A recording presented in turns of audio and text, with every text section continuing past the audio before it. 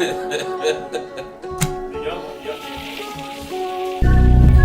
chill, fool, for real, for real.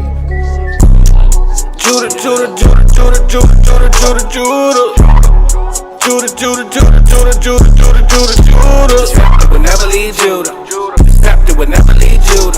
This chapter will never leave Judah. I'm Judah. Christ sprang out of Judah. King David was Judah. King Asa was Judah. Don't crowd me up. Don't rouse me up. Alistair Crowley, your time is up. It's a big mess, I gotta clean it up. Esau, the end of my kingdom's up. On the eagle's neck, I'll press. I woke up from my rest. I woke up from my arrest. My rulership is up next. No vex. Judah, Judah, Judah, Judah, Judah, Judah, Judah, Judah. Judah, Judah, Judah, Judah, Judah, Judah, Judah, Judah. The scepter will never leave Judah. The scepter will never leave Judah. The scepter will never leave. Shalom, Israel. Shalom. Welcome to Israelite School of Biblical History and Practical Knowledge. Y'all know where we're at? We've been here for a long time. Out here in Houston, Texas. You know, we blaze the block before class. For all you brothers and sisters that's in the neighborhood around the school, hey, if you're watching online, get to class. You know, we're live now. You know we got class and it's free. So come through. We also got class out in Norfolk, Virginia. If you're in the area, hit them up. Don't sit at home on the couch, laying in the bed, eating your huevos and hash browns in bed watching class. Get up out of bed, put on some Israelite attire and get to class. If you're in San Antonio, do the same thing, or surrounding areas. Make the drive and come out to class. If anything, make it for the Shabbat. Come on now. You got to remember, we are called to gather together, not gather together in your own house. You got to gather with the rest of the nation. So come out to class. So those are the schools. We also got other ways of staying connected in the Word. You know, we got multiple YouTube channels. We also got the Blog Talk with Brother Mashaba and Priest Bonabad and a lot of other teachers. And if you're missing out on the Blog Talk, I'm letting you know right now, you're missing out. Brothers be dropping it. Brothers be coming with heat. Don't think because you don't see their faces that they're not bringing the heat. Bonabad is still dropping it. Mashaba is still dropping it. Tazapah is still dropping it. Because you're not seeing them on YouTube, don't mean they're not teaching no more. These brothers are still hitting it, still doing the work. So check them out.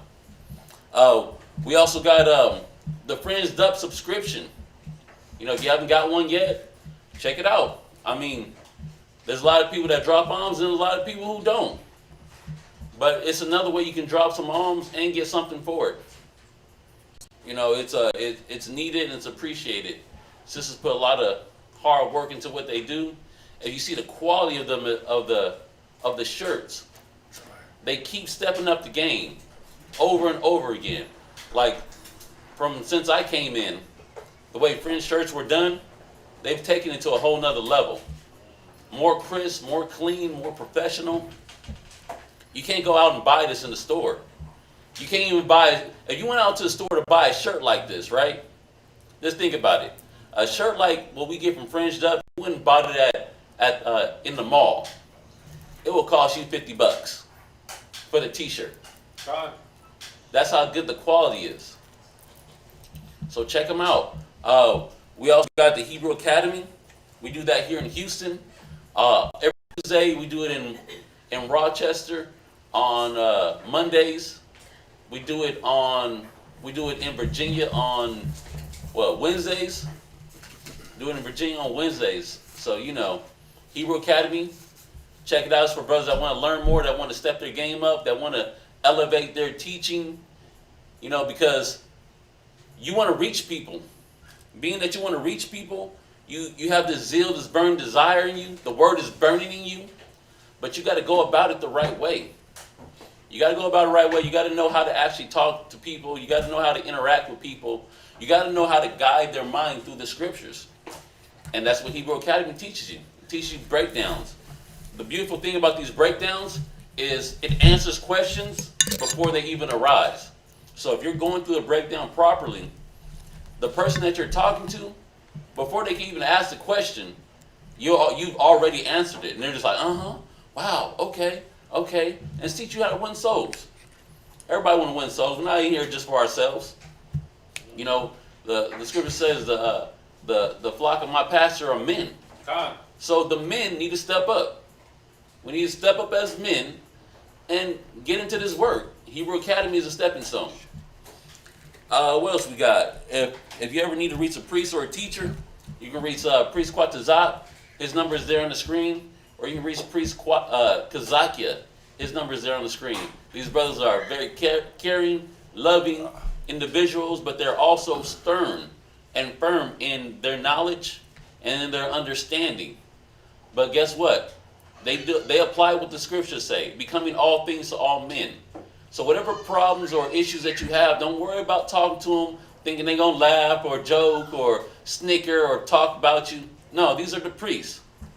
They're going to be professional. They're going to be courteous. They're going to be caring and sympathetic to your issues and help you through it. So if you need to talk, hit them up. If you got questions, hit them up. That's what they're there for. We also got a business, Sweet Ambiance. You know, it supports the school same way as Fringed Up, but you get a little smell good. You know, keeps smelling fresh all the time. You know, Israel like to stay fly. A part of staying fly is staying smelling good. So check us out on Sweet Ambiance. If you want to send any donations to the school, alms, tithes, offerings, you know, it's always needed. It's always used. It's always appreciated. Don't think that it's not appreciated. Everybody has been dropping alms. We appreciate all that you do. And that's it for the announcements. Shalom, Yasharala. Shalom. Shalom, shalom. Welcome to welcome to another Shabbat morning class here, man, with us here in Houston. Of course, y'all know how we do it. We're gonna go ahead and set up the Shabbat morning prayers, and then we'll get into the reading. So everybody, Aymadim Wapanya Yerushalayim.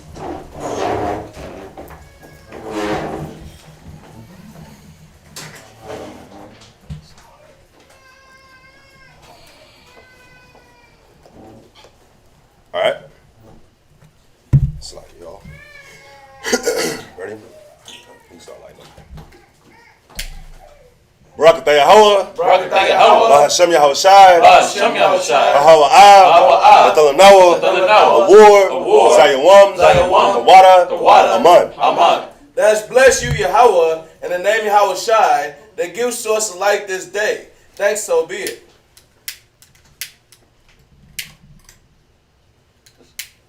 The light represents the wisdom, knowledge, and understanding we obtain through the scriptures. Matthew chapter 5, verse 16 says, "Let your light so shine before men, that they may see your good works, and glorify your Father which is in heaven." All right. Barakatah Yahweh. Barakatah Yahweh. Hashem Yahushai. Hashem Yahushai. Bahawa'ah. Nathalanawa. Rayach. Ma'achah. The water. Aman. Let's bless you, Yahweh, in the name of Yahushai, that gives us the sweet Savior. Thank you, so be it. The frankincense and myrrh represents our prayers going up to the Most High as a sweet Savior. The scriptures say, let my prayer be set before thee as incense.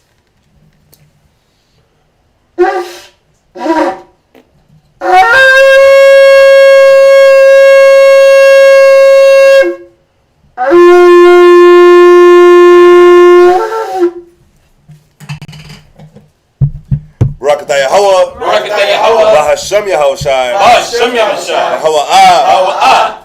Slakia. Barakatah Yahweh. Barakatah Yahweh. Hashem Yahushai. Hashem Yahushai. Bahawa'ah. Nathalanawa. Hashabbat. Bashalom. The water. Aman. Let's bless you, Yahweh, in the name of Yahushai, that gives to us the Sabbath and the peace. Thanks, so be it. Khan. This is Psalms chapter 121. Anashah. Anashah. Ayanyam Yah. Ayanyam Yah. Al-Hahoryum, Al-Hahoryum, Naaya, Naaya, Yabawa'a, Yabawa'a, Isaiah, Isaiah, Yabawa'a, Ma Yahweh, Sha'aisha, Shemayim, Wa'arataza, La'a, Yanathan, Lamawat, Regalia, Yala'a, Nawum, Shashawamar, Yasher Allah, Yahweh, Shemaria, Yahweh, Tazoya, Ail, Yamyanyad, Hashamash, Yala'a, Hakaya, Bayawam, Wala'a, Halabana, Balayala, Yahweh, Yashemaria, Mako, Rai, Yashamar, Napashia, Yahweh, Yashamar, Hawalakia, Wabawa'aya, Ma'aitan, Wa'aid, I will learn, Aman. This is Psalm chapter 121. I will lift up my eyes unto the hills, from whence cometh my help. My help cometh from the Yahweh, which made heaven and earth. He will not suffer thy foot to be moved. He that keepeth thee will not slumber. But behold, he that keepeth Yasharallah shall neither slumber nor sleep. Yahweh is thy keeper. Yahweh is thy shade upon thy right hand. The sun shall not smite thee by day, nor the moon by night. Yahweh shall preserve thee from all evil. He shall preserve thy soul. Yahweh shall preserve thy going out and thy coming in from this time forth and even forevermore. Ba'ashem Yahushai. Ba'ashem Yahushai. The what? Shemaya Sha'ala, Shemaya Sha'ala, Yahweh Allah Hayanawa, Yahweh Hayanawa, Yahweh Achai, Yahweh Achai, Shemaya Sha'ala, Shemaya Sha'ala, Yahweh Allah Hayanawa, Yahweh Hayanawa, Yahweh Achai, Yahweh Achai, Shemaya Sha'ala, Shemaya Sha'ala, Yahweh Allah Hayanawa, Yahweh Achai, Yahweh Achai. This here, O Israel, Yahweh our power, Yahweh is one. All right, this is the Lord's Prayer. Can be found in Matthew chapter 6, verse 9. Abanawa, Shabbat Shemayim, Kwadash, Hayah, Shamka, Yahweh, Alakwatka, Taba'ah, Ratazaka, Hayah, Aisha, Ba'arataza, Kawad, Hayah, Bashamayim, Delanawa, Lacham, Ko, Yawam, Masalach Noah, Chababat Noah, Kasalach Noah, Chababat Yinawa, Wala'ah, Tabayanawa, Wanasaya 1, Abo, Awashai Noah, Mayan, Rai, Hayah, Ka, Hamalakwa, Wa'a'ala, Wa'atapa Rad, Aman. This is our Lord's Prayer. Our Father, which art in heaven, hallowed be thy name. Thy kingdom come, thy will be done in earth as it is in heaven. Give us this day our daily bread, and forgive us our debts as we forgive our debtors. And lead us not into temptation, but deliver us from evil. For thine is the kingdom, and the power, and the glory forevermore. Amen. Ha'aishara, Ha'aishara, Matazawa, The Ten Commandments. La'ah, Yahaya, Yahaya, Laka, Alahayim, Akoryum, Al-Panya, Al-Panya, Thou shalt have no other gods before me. La'ah, Da'isha, Laka, Pasol, Wala'ah, Da'ibadam, Thou shalt not make unto thee any graven image nor serve them. La'ah, Talakwat, Shum, Yahweh, Bashawa, Thou shalt not take the name of the Lord in vain. Zakor, Zakor, Hayawam, Hashabat, Lakudashwa, Remember the Sabbath day to keep it holy. Zakor, Salakia, Kabad, Abaka, Wa'amaka, Honor thy father and thy mother. La'ah, Laratazak, Thou shalt not murder. La'ah, Tana'ah, Thou shalt not commit adultery.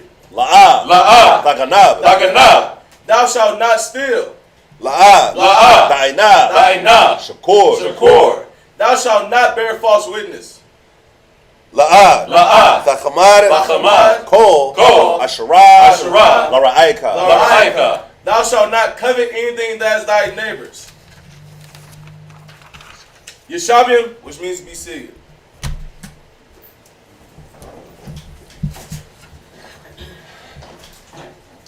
We can stay standing. All right, y'all. We can salute the first reader. See the first reader come up. You're finna read a lot of names, brother. Jeremiah.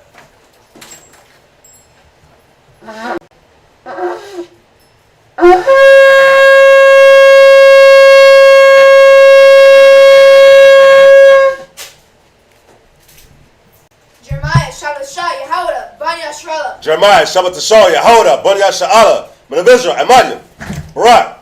Yahweh Hashem Yahweh Shai Brakatam. Yahweh Hashem Yahweh Shai Barakatah. Come on up, bros.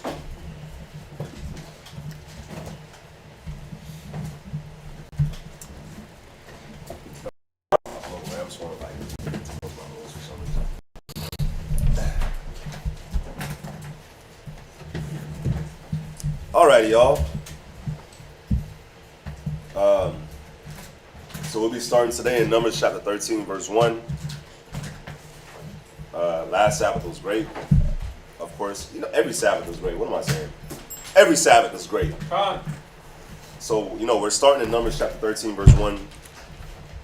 Last week we read about,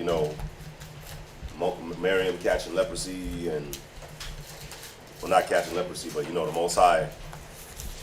Most High hitting her with that plague. So we also read about, Moses ordaining the 70 elders. And of course, we read Zechariah chapter 2. So now we're going to Numbers chapter 13, verse 1. It's a good story right here. And I want y'all to pay attention to what we're about to read. Well, this first chapter is going to kind of go into like a whole bunch of names. But after it goes into a whole bunch of names, it's going to go into some really dope stuff, man, about our kingdom. And, our land. But also, I want y'all to pay attention to the way that we were moving during these times. Because just remember, man, we were in the wilderness during this time, and we're going to be in the wilderness again. So, you want to pay attention to the behavior of how our people were moving back then. That way, you can keep that in mind for when we're in the wilderness again, you don't move that way. Y'all see what I'm saying? Don, there's a saying. There's a saying that says, those who don't know history are destined to repeat it. It's true, man. So we got to know what we went through, where we've been, where we came from. That way we can acknowledge the mistakes. And then when we acknowledge the mistakes of our ancestors, we can look at it and say, dang, I don't want to be that way. And then when you see the good examples of our ancestors and say, hey, I want to be more like that versus the others. Because in the midst of it, it's like in the midst of your battle or your trial, it's easy to say, that's not me. I'm not like that. But then everyone else on the outside looking at you, they're like, dang, this person is kind of off. But to that person, they don't see it. But when you're reading these history portions of the scriptures and you look back, you can see it, and then you can say, dang, am I like that in any kind of way?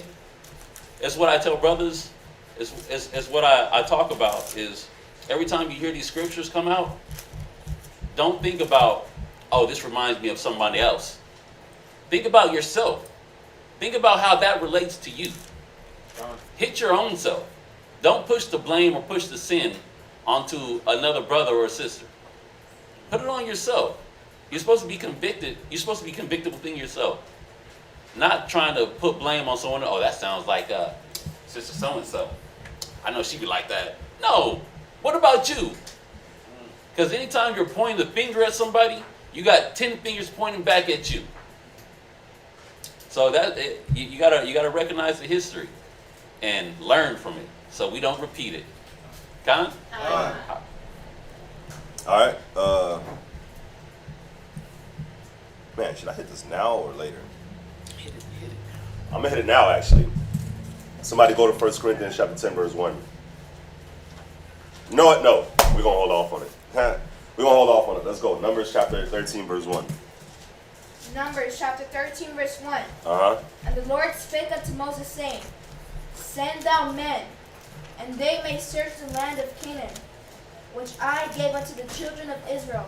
Of every tribe of their fathers shall ye send a man, every one a ruler among them. So, let me give y'all a little pop quiz real quick. So, in verse 2, it says, Most High told Moses to send men to search the land of Canaan, right? What was the land of Canaan? Anybody? Anybody? Anybody? Can you say that again? Jerusalem. Out of the mouth of babes, right? The land of Canaan wasn't just Jerusalem. It was our land. It was Israel. So the Most High gave us the land, and the Canaanites went and set up in our land. Remember, go to Deuteronomy real quick. Go to Deuteronomy real quick. 32. Yeah. 32:8. Yep. 32:8. 32:8. That was, yeah. Deuteronomy chapter 32, verse 8. So, real quick, when we got off after Noah's Ark and everything like that happened and the nations started multiplying, right? The Most High, he gave everybody their portion. Everybody got their portion of land. You see what I'm saying? Now, read Deuteronomy 32:8. Deuteronomy chapter 32, verse 8. Uh-huh. When the Most High divided to the nations their inheritance. Y'all see that? The Most High gave every race, every nation under the sun, their inheritance. What's your inheritance? Well, it's talking about your land, your landmass. Most High gave everybody their land, right? Their own piece of land. That's why they always call the white man what? What do they call him? Culture vultures, but what else? What do they call the white man on Black Panther? Colonizers. Colonizers. Why? Every place they go, they try to set up. Say it again? Because every place they go, they take over and set up and implement what they want. They're bastards. They're bastards. Exactly what Abadiah just said, man. Everywhere that they go, they just try to set up and they try to make it seem like it's their land and they take the culture and they take all that, right? They're bastards. So the Most High, he divided to every nation, every race, their land.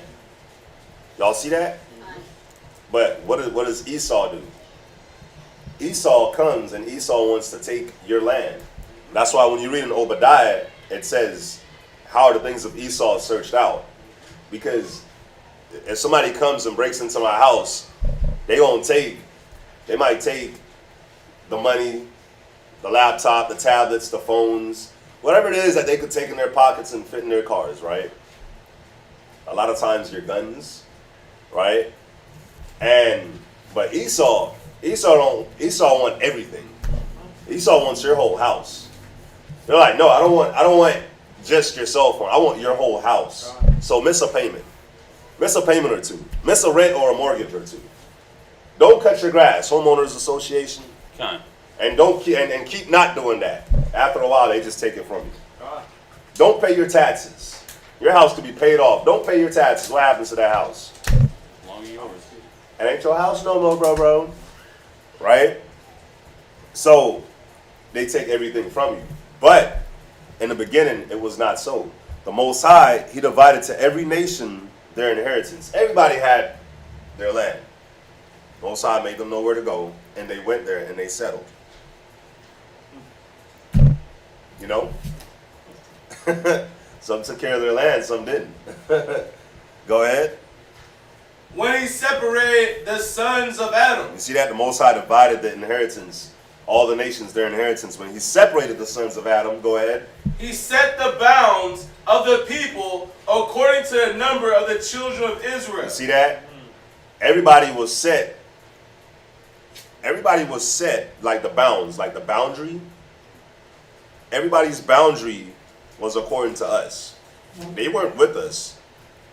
They were around us, but the boundary, we had our own borders pretty much. Everybody was around us. That's why even if you look at Israel, Israel is kind of like dead center. When you look at the map, the bounds of the people was set around us. So another key point too in this scripture for y'all to remember is it says that he separated the sons of Adam. Because right now in the world, what do they push? Not just that, but what do they push?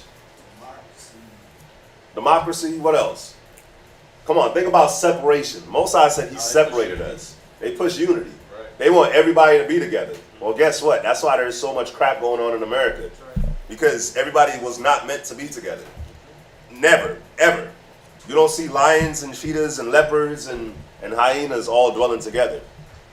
All of them are cats except for the leopard, except for the hyena, but all of them are cats, but they don't dwell together. Even they have their own boundaries and their own dwelling places.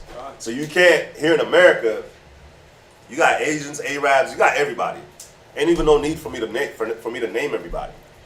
Everybody's here in America and everybody's against each other. And no matter how hard the white man tries to make everybody one people, it's not gonna work. There's always gonna be crime on Asians, poor Asians getting their asses whipped in the streets. Nobody's gonna touch the Arabs. Nobody wanna blow up. Nobody don't want them to run in their house with a bomb strapped. So ain't nobody gonna really touch the Arabs. They know they're crazy. They know they're the wild man, like the Bible says. And you're not trying to be driving in your car and the Arab pull up next to you. You're like, oh crap. Here's Allah Akbar. That's it. Hey, there's an Arab TV show.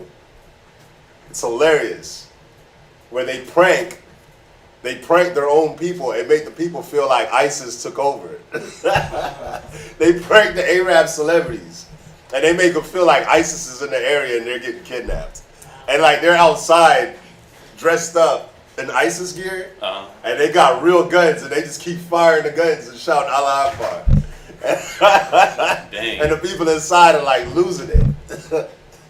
Y'all gotta watch that Asian ISIS prank. Arab ISIS prank. William? They got another one with a video of this guy dressed like an Arab. He carrying the backpack and he just dropping it around somebody and run. I think I've seen that. God. So nobody's gonna mess with no Arabs, man. Nobody's trying to blow up. But but anyways, back to the scripture. So we weren't meant to be together. That's why there'll always be some type of race on race or nation on nation type of thing going on here in America. Why? Because no matter how much they push unification amongst the nations, amongst the races, that was never the Most High's intention. That was never his intention. You can just look in wildlife and see. You know what I'm saying? So the Most High set the bounds according to the Israelites, right? Let's go back to Numbers. Numbers chapter 13, verse 2. Numbers chapter 13, verse 2. Send down men that they may search the land of Canaan, which I give unto the children of Israel. Well, listen, that land was always supposed to be our land. The Canaanites, they, for some reason, I don't know what the hell made them think they could just go and set up in our land. So don't ever because Esau likes to do this in the world, where Esau is like, yeah, the Canaanites, man, they were good. And then all of a sudden, the Israelites, for some reason, God wanted them to go and take their land. They were good. They were living okay. And then God just was like, no, we're going to kill all of you and give the Israelites your land. Yep. That's how they teach it in the world. And then you'll be like, damn, well, if you're unlearned, you'll be like, damn, God did do that. That's messed up. Why is he like that? But the thing is that, no, that was our land. That was our land, and they made our land filthy. Y'all see what I'm saying? It's a scripture. Oh, go ahead. I was going to say back to we're talking about how they try to keep us together. There's a certain purpose why they do that, because when you look at Black Wall Street and all these other communities that came up, they always separated themselves and they came above the white man. They have to keep you at the level that they are. So that's why they push this this community thing, saying us keeping us together, because that's the way it's separating us and keeping us down. That's why they do what they do. All right. I'm gonna show y'all something too. Go to Deuteronomy real quick. Good point, by the way. Go to Deuteronomy real quick. Very good point. And go to chapter 9 and verse 4. Deuteronomy. We are jumping ahead real quick, but we're jumping ahead because we're going to read this, obviously. But since we're talking about the lands and stuff like that, I wanted to bring this out. Go ahead. Deuteronomy, chapter 9, verse 4. Uh-huh. Speak not thou in thine heart, after the Lord thy God have cast them out from before thee, say, for my righteousness the Lord hath brought me, and to possess this land. You see that? So, Most High is telling us, don't say in our minds and in our heart, don't say in our minds and our hearts that the Most High is giving us an inheritance or a blessing because of our righteousness. Speaking of the land at this time, but it's the same thing when the Most High's kingdom comes. You know, when Yahweh's kingdom comes, we can't say like, oh yeah, like I brought forth the kingdom. My works brought forth the kingdom. Right. Yeah. No. Your works just got you into the kingdom. But your works ain't going to bring forth Yahweh's kingdom. Your works is going to help you get into the kingdom and help your brothers and sisters get there. Go ahead. But for the wickedness of these nations, the Lord doth drive them out from before thee. You see that? It's the wickedness of the nations. That's why the Most High be driving them out. That's why we got spewed out of our land, was because we was wicked as hell. Right. It wasn't like these Israelis and these Khazars and these Palestinians. Like, it wasn't like they were just like super righteous. And the Most High was like, okay, you gonna get the land. No, it's because we were wicked as hell. So the Most High, he took away our inheritance. Just like if you have a kid and the kid is bad as hell, you take away what? His tablet, his game system, you take away whatever it is that makes him happy. You put him on punishment. So it's the same thing the Most High did with us. We were wicked as hell, so he drove us out the land. He destroyed us. And now, it's the same thing that's going to happen to America. That's why y'all actually have to pray. Y'all got to pray for the white man. Y'all got to pray for him, y'all. When I say pray for him, I mean you got to pray for the white man that he reaches the height of his sins. You got to pray that he reaches the height of his wickedness. When you see white folks, when you see these nations, and they just keep coming out with wickedness and trannies, bruh, like instead of y'all being like, what the hell is wrong with Esau, you should be like, yeah, let's go. Hell yeah. You can go far. You can do worse than that, Esau. Come on, man. You can do better than that. Trannies, you can do better, bro. Come on, bro. You want him to reach the height of his sins. Why? Because that's when the Most High is going to bring him down. When you want Esau to get prideful. Not saying that we want Esau to be shooting us down in the streets and shooting down our brothers and sisters all over the world. No, that's not what we want. But we do. I personally want to see Esau do just some crazy stuff. You know what I'm saying? Like I want to see his sins and his transgressions just reach a whole nother level. Why? Because the scripture tells you that for the wickedness of these nations, the Lord does drive them out before you. So I want Esau to be wicked as hell. I want him to. Why? Because that's going to bring our kingdom.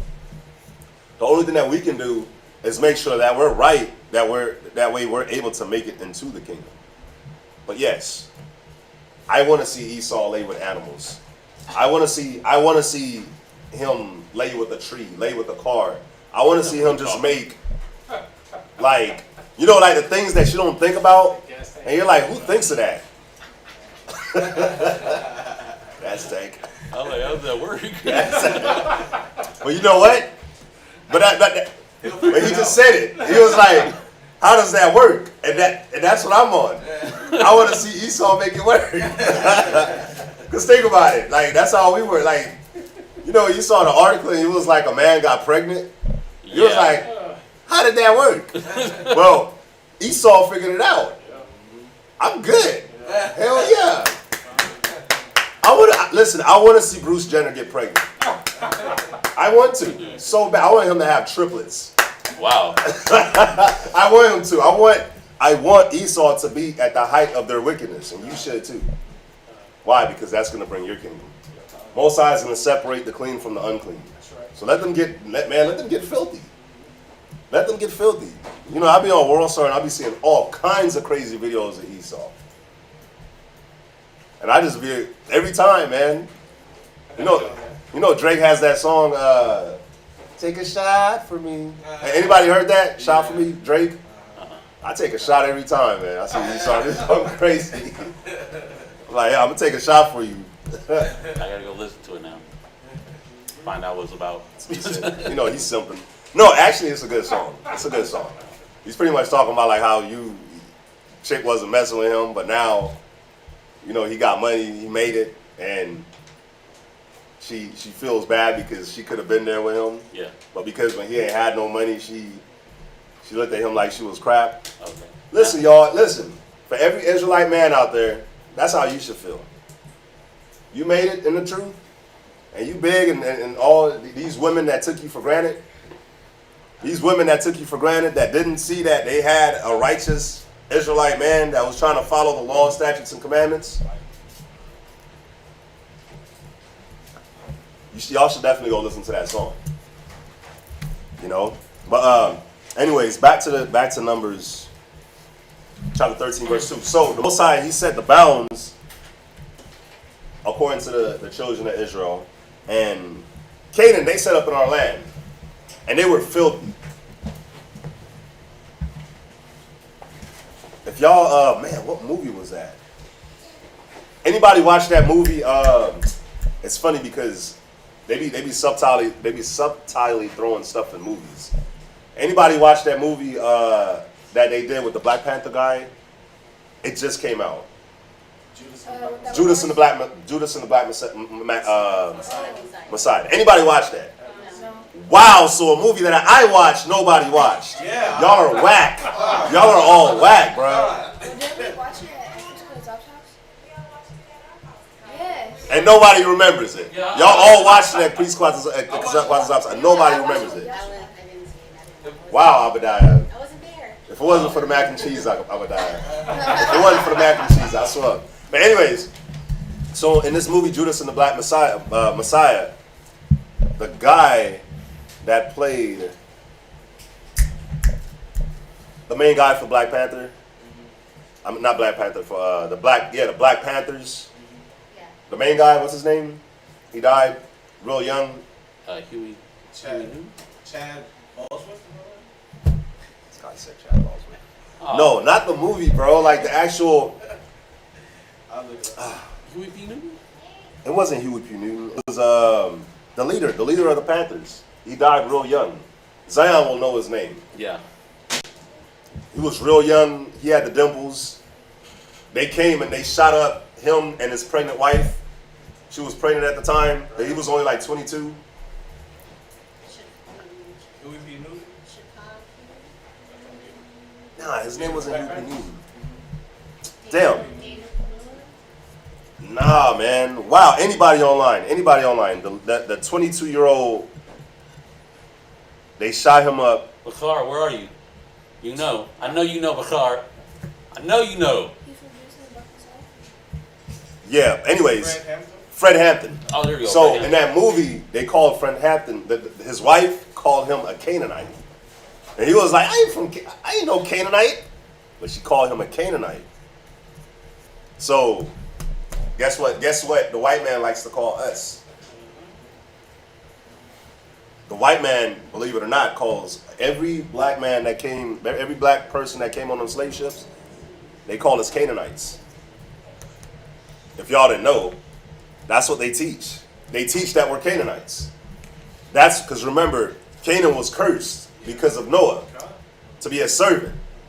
So because we came over here on slave ships, they call us Canaanites.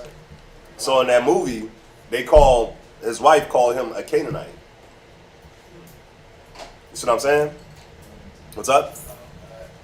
Yeah, that's why they felt justified in doing what they did to us. When the Irish came over here, they believed they were doing the job of Israel. They believed that they were in the wilderness again, and that's why they were hunting us down. Kind. Yep. Yeah, it's crazy because he was telling me about this documentary, and I was like, the Irish thought they were the Israelites, and that it was their job to have the Canaanites under subjection to them. Like, and we're supposed to be the Canaanites, and that justified them murdering us, beating us, putting us in slavery, raping, robbing. It's sickening looking back at history, but we deserved it. Kind. The whole 12 tribes, bro. LaShawn Wilkinson, he already sleeping with animals and marrying trees. Like, who does that? Like, who marries a tree? Like, yeah, I take you to be my lawfully wedded wife. Esau, bro. Read on. Read verse 3. Verse 3. And Moses, by the commandment of the Lord, sent them from the wilderness of Paran. All those men were heads of the children of Israel.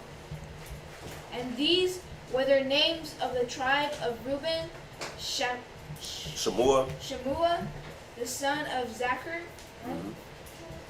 Of the tribe of Simeon: Shaphat, the son of Hori. Of the tribe of Judah: Caleb, the son of Jephunneh. Yeah, Jephunneh, sorry. Jephunneh. Of the tribe of Issachar: Egal, the son of Joseph. Of the tribe of Ephraim: Oshi, the son of Nun. Of the tribe of Benjamin: Palti, the son of Raphu. Of the tribe of Zebulun: Gadiel, the son of Sadi. Of the tribe of Joseph, namely the tribe of Manasseh: Gadi, the son of Suzi. Of the tribe of Dan: Amiel, the son of Gamali, yeah, Gamali. Of the tribe of Asher: Sether, the son of Michael. Of the tribe of Naphtali: Nadi, the son of Vophi. Wapshi.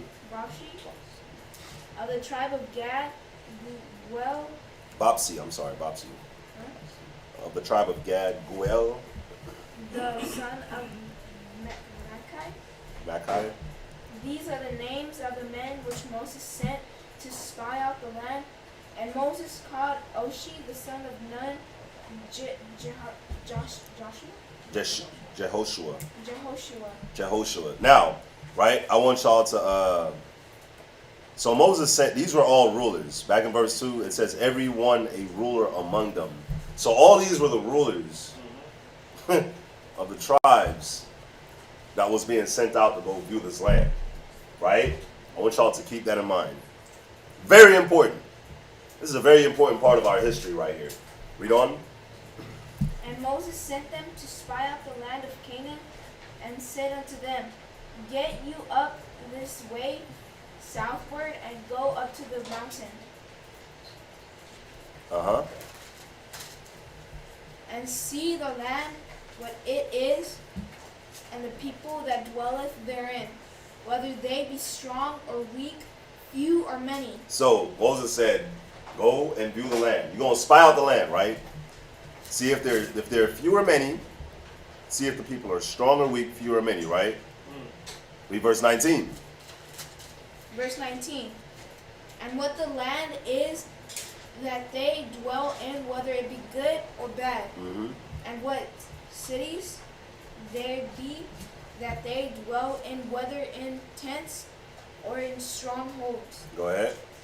And what the land is, whether it be fat or lean, whether there be wood therein or not.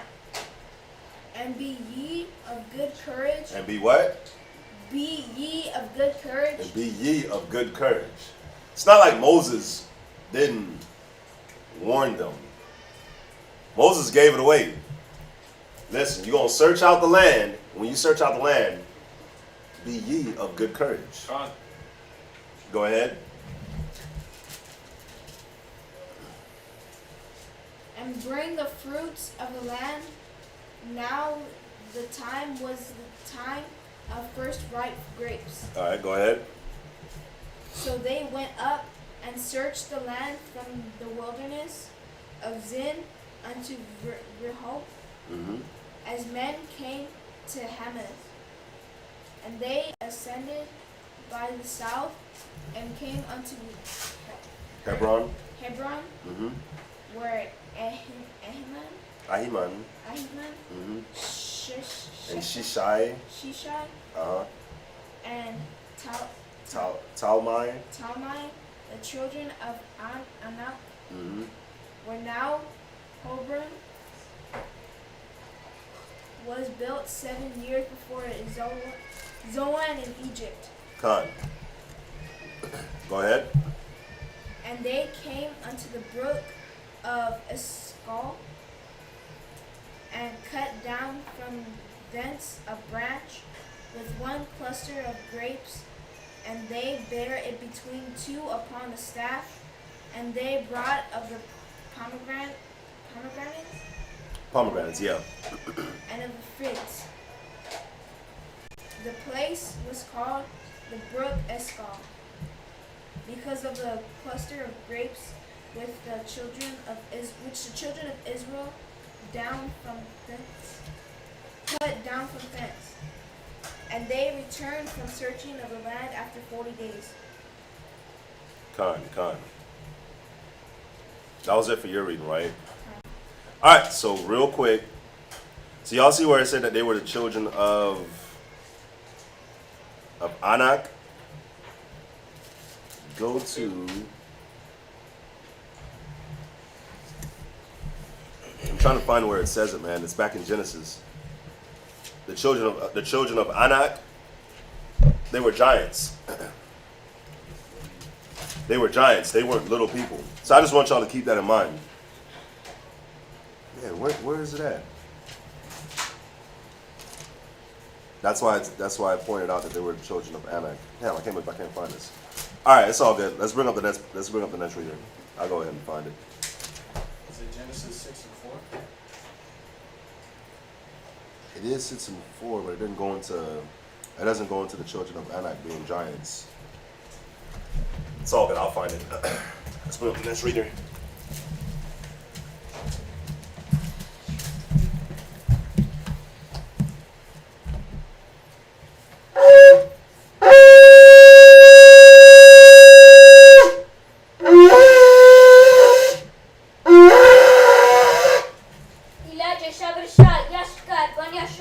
Elijah, Sabbath Reading, Yashkar, Bon Yasha'Allah, Men of Israel, Imagine, Barak. Man, can you hit that fan? It is hot. Bro, I'm like, This too. nah, not yet. Yeah, you know what? Yes, it's all good. When you come up, you can turn this one off since you turned that one off. Sir, Yes, sir. were you talking about verse 33? We're going to read up to it. They were giants. Oh, we are going to read into it? No. Verse 33. Then we saw giants, the sons of Anak. Khan, perfect. And then also go to, check this out. Go to, Goliath was a son of Anak too. Genesis 6, 4. Yeah, go ahead, Elijah. Numbers chapter 13 and verse 27. And he told him and said, We came unto the land whither thou sentest us, as surely it floweth with milk and honey, and this is the fruit of it. Nevertheless, the people Be strong that dwell in the land, and the cities and walls and very great. And moreover, we saw the children of Anak there, the Amalekites dwell in the land of the south, and the Hittites and the Jebusites, Uh-huh. and the Amorites dwell in the mountains, and the Canaanites dwell by the sea and by the coast of Jordan. Now, y'all want to know what's crazy? Y'all want to know what's crazy is, it says that the Amalekites dwell in the land of the south, right? So, the Amalekites was in our land as well. Who's the Amalekites? Anybody? Today? Come on, man. Amalekites are y'all's favorite people. Jewish. These Jewish bastards. That, huh? Jewish. The Jewish. The Jewish bastards. They live in our land. They live in our land, right? Right now. They're the so-called Amalekites. I mean, not the so-called Amalekites. They are the Amalekites. And as you can see right here, they always wanted our land. They always wanted it. You know? Hey. What's up? It's not that they always wanted it. They always wanted to be us. That's what it is. They always wanted to be us. That's a very good point. They always wanted to be us. They wish they were us, man. Y'all want to know what's funny? He can attest to it. We worked in First Colony Mall, right next to some Amalekites, right? Y'all want to know what music they listen to? What music they listen to? Reggaeton. Wow. Reggaeton. Amalekites, they listen to reggaeton. They weren't over there like listening to dreidel. They weren't listening to their stuff. They listened to reggaeton. How do we know they listen to reggaeton? Because we had our music playing right next to them, and they'll jam our music, right? But then they'll be like, hey, could you play the song? It's a request. So you'll be like, what the hell, you finna play some whack-ass Jewish music? They'll come over and they'll put on reggaeton. Put on Bad Bunny. Wow. Yeah. And you'll be like, whoa, y'all listen to this? You're like, yeah, this we go to the club and this is what we jam. And then it's strange. You're like, what the hell? But why? Because they want to be us. Perfect point. They want to be us. They wish they were us. You know, it's funny, these Jewish women, they come over here and they do not want Jewish men. They don't want their white men. They don't want their white zaddy. They want Israelites. That's real. So, yeah, man, good point. Glad you brought that out. But yeah, as you can see, they always wanted to be us. They always wanted to be in our land, posing imposters, man. That's right. I'm glad you put this picture up because I really look at this. No What's up? flavor, no nothing. Come on, man, they're crackers. They're crackers. When's the last time you ate a cracker? You was like, damn, this tastes good. Like they sprinkle salt on crackers. You get some saltine crackers, right? And you literally just taste salt. You know how like salt enhances the flavor of whatever? You eat a saltine cracker, you just taste salt. You do? Just salt. And the only time you want to eat that cracker is when you have a stomach ache. You drink that, you eat the cracker with a Sprite to settle your stomach. Yep. That's all the crackers is good for.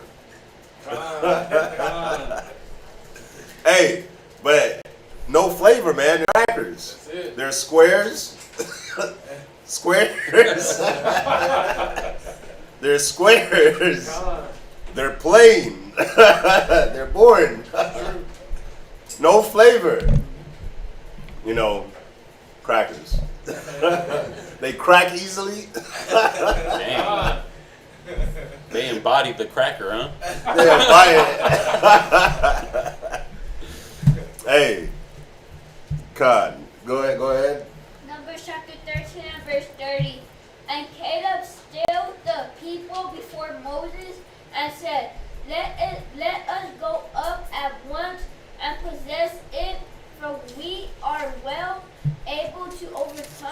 So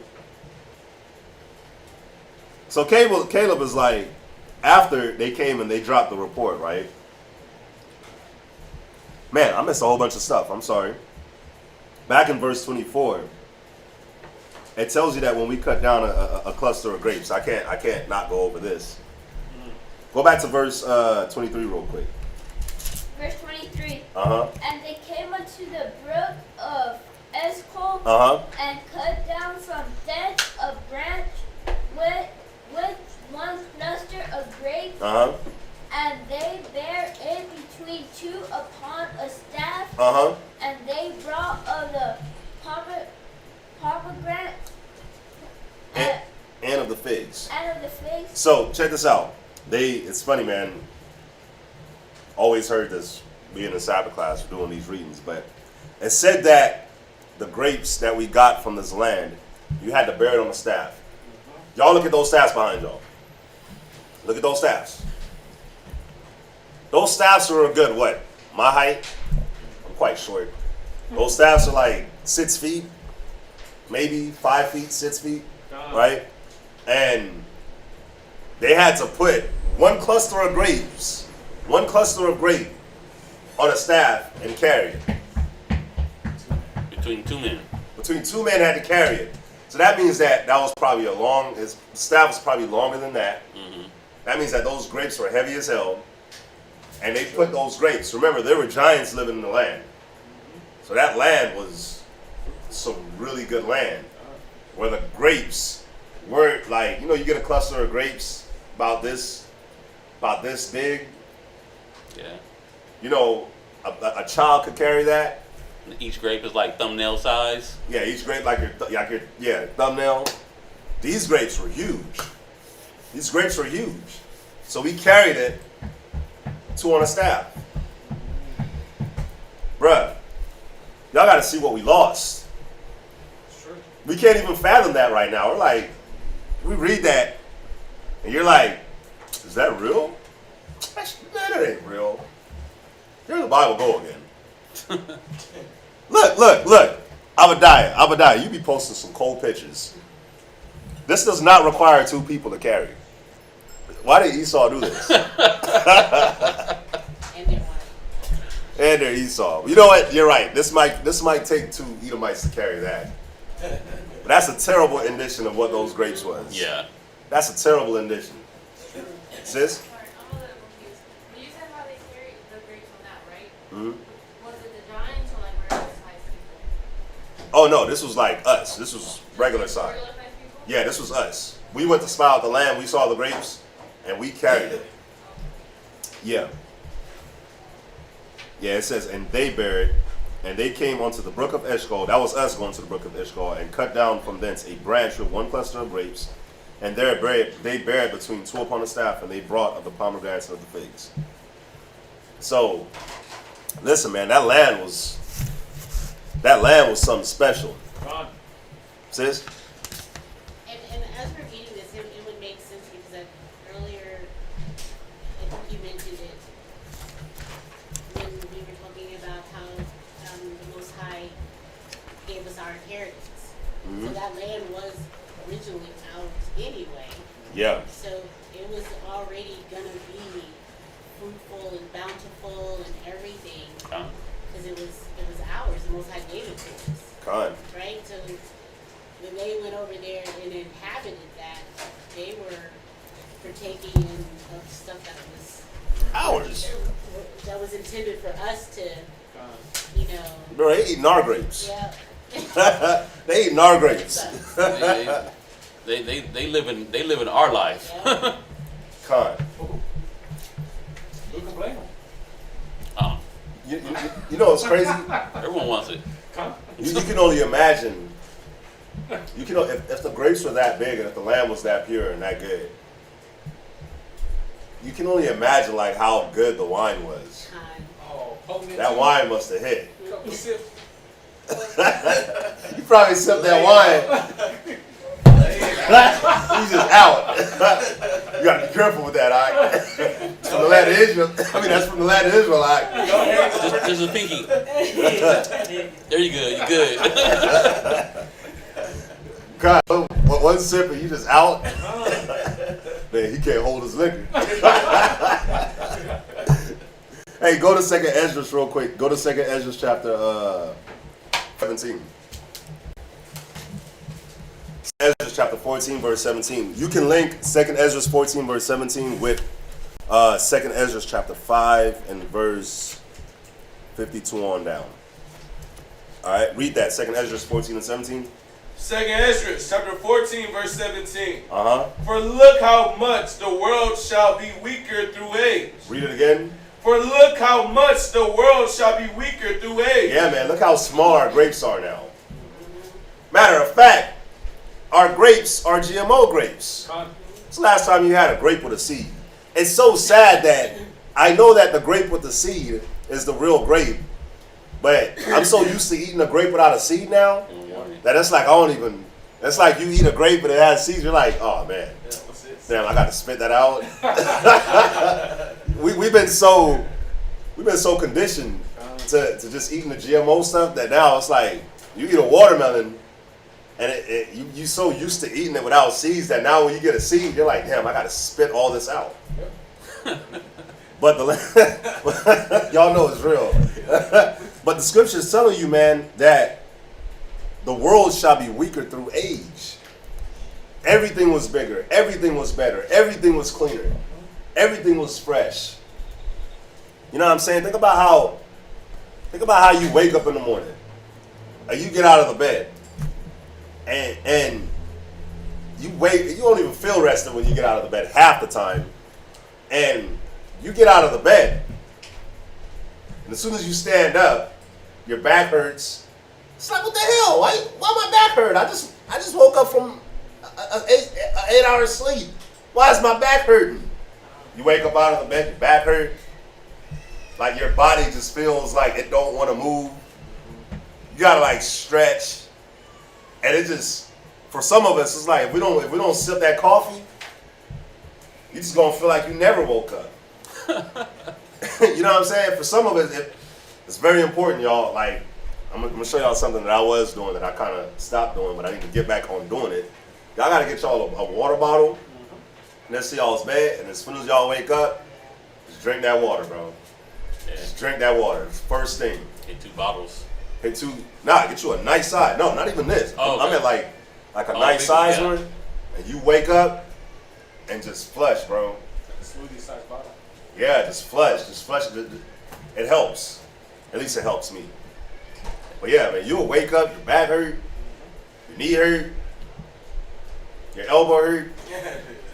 It's like, golly. Feet hurt, your head hurt. Might as well just say your life hurt. All that, everything just hurts. And then you gotta get going. You gotta brush your teeth in pain. Cause everything hurting. And then once you do get it going, once your body does get warm up, you can go. The scripture is telling you, man, that the earth got weaker through age. You know?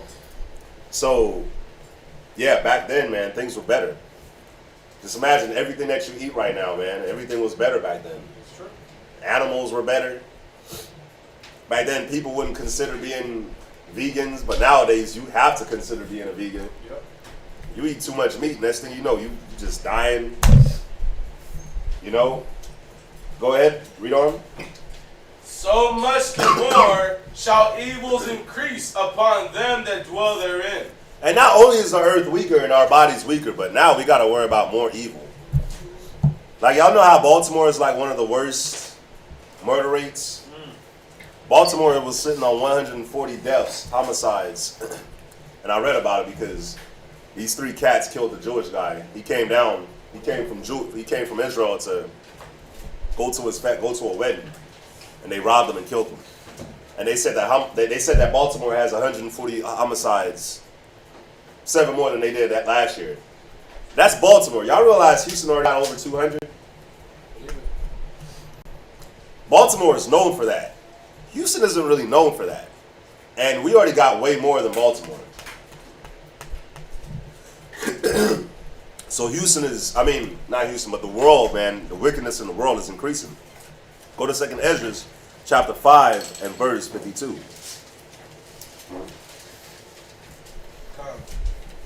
Second Esdras chapter 5, verse 52. Oh, no, go to...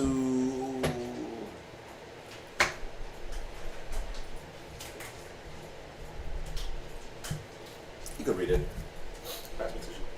Second Esdras chapter 5, verse 52. Uh-huh. Say unto her, wherefore are not they whom thou hast now brought forth like those that were before, but less of stature? Yeah. And she shall answer thee, they that be born in the strength of youth are of one fashion, Uh-huh. and they that are born in the time of age, when the womb faileth, are otherwise. So you see that? So guess what? We're all getting weaker, man. That's why your back hurts when you get out of bed. That's why your body's sore as hell when you get out of bed. We're weaker. Go ahead. Consider thou therefore also how that ye are less of stature than those that were before you. Yeah, a lot of us short as hell now. Back then, we were tall. Jeremiah, you would have already been dunking a basketball back then. Now you may never dunk one. He gonna be tall. You gonna be tall? He gonna be tall. But I'm never. Rosa, what's up? It's rare to see tall people now because at school I was the tallest one out of my friends and everyone was short. See, We were, they called us big birds because everyone else was shorter than us, so no one else was taller than us. It was weird seeing tall people. see? Hey, you're not even that tall. 5'9". The tallest one. But Nah, I heard from other brothers. She's that 6 were foot. 6 feet. So the sister just said that she was one of the tallest in her school and she was only 5'9". Sorry.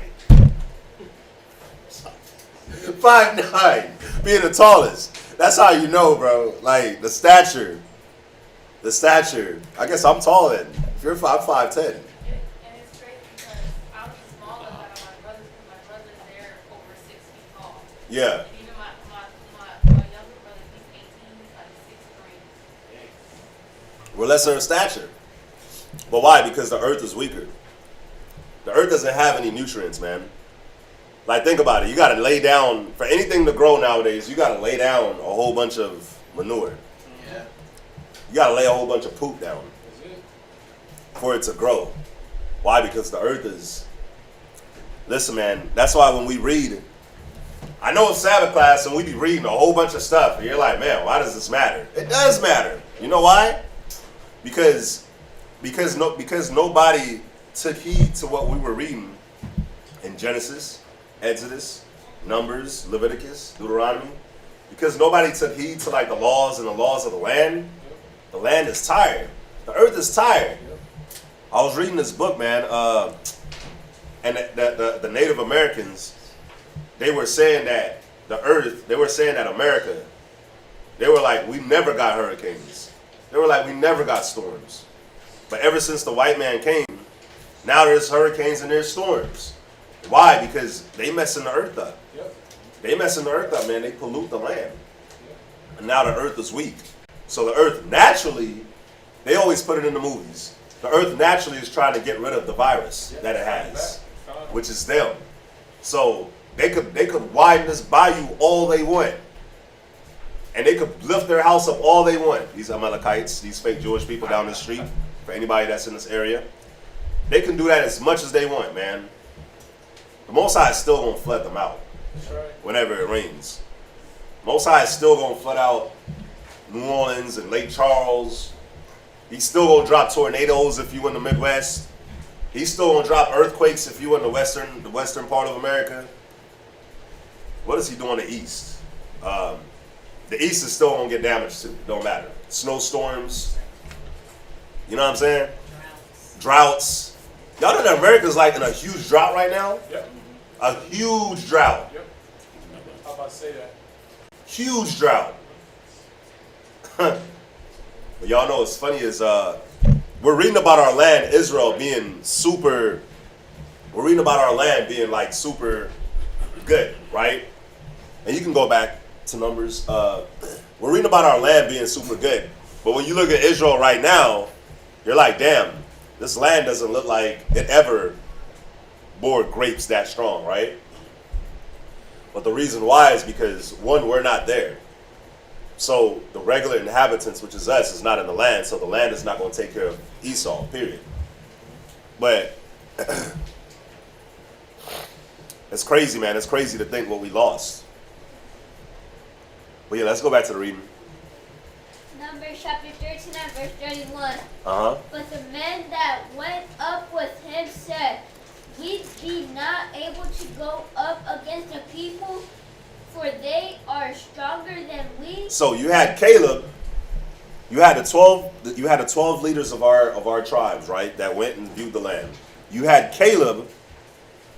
Only Caleb and Joshua was like, man, we can go up and overcome and take care of everything, right? But everybody else was like, nah, we can't do it. We said that the people were stronger than us.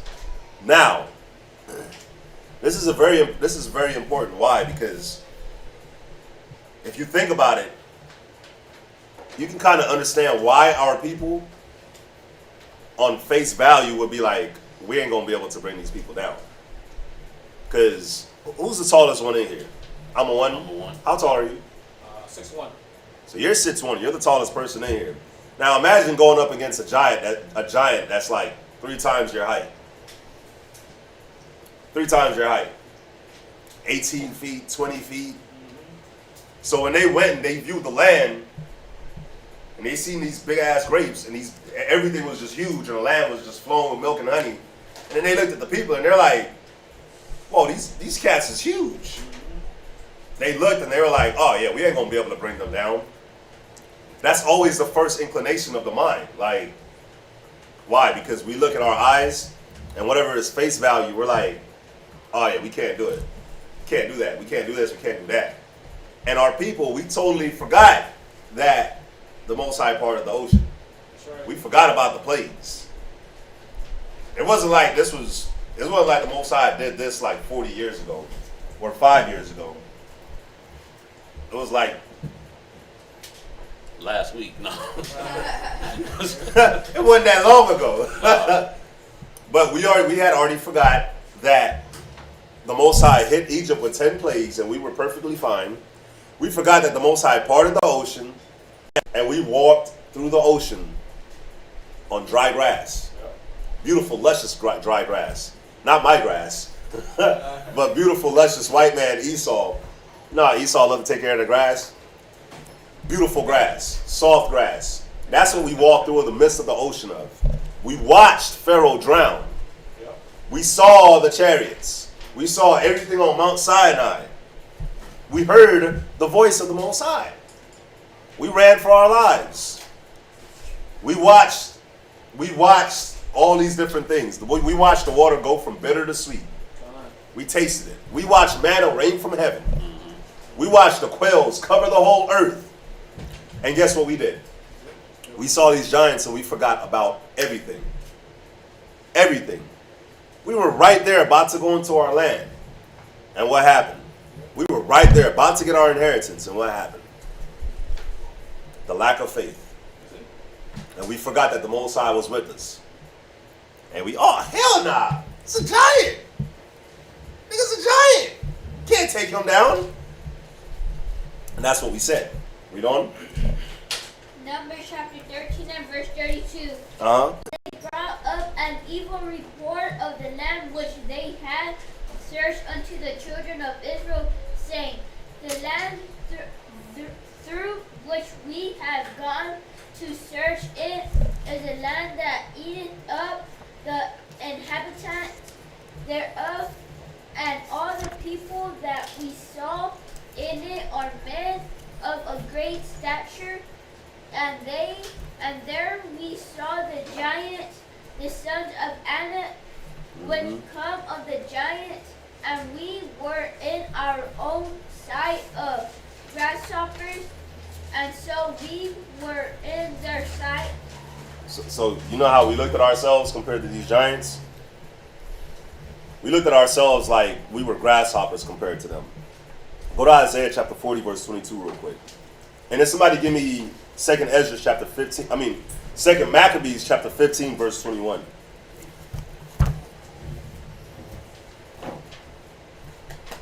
Read Isaiah 40 and verse 22.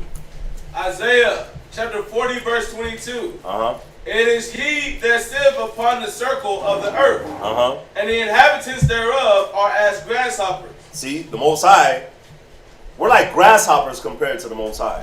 So, when you look back at Numbers chapter 13, verse 33, and we said we were grasshoppers compared to the giants, we pretty much were calling the giants gods. We were like, yeah, man, these are gods. We ain't nothing. We forgot that the Most High was the one true power. That's right.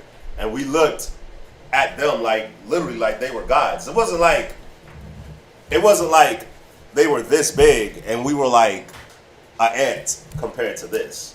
Because think about when you look at a grasshopper, the difference is huge. You know what I'm saying?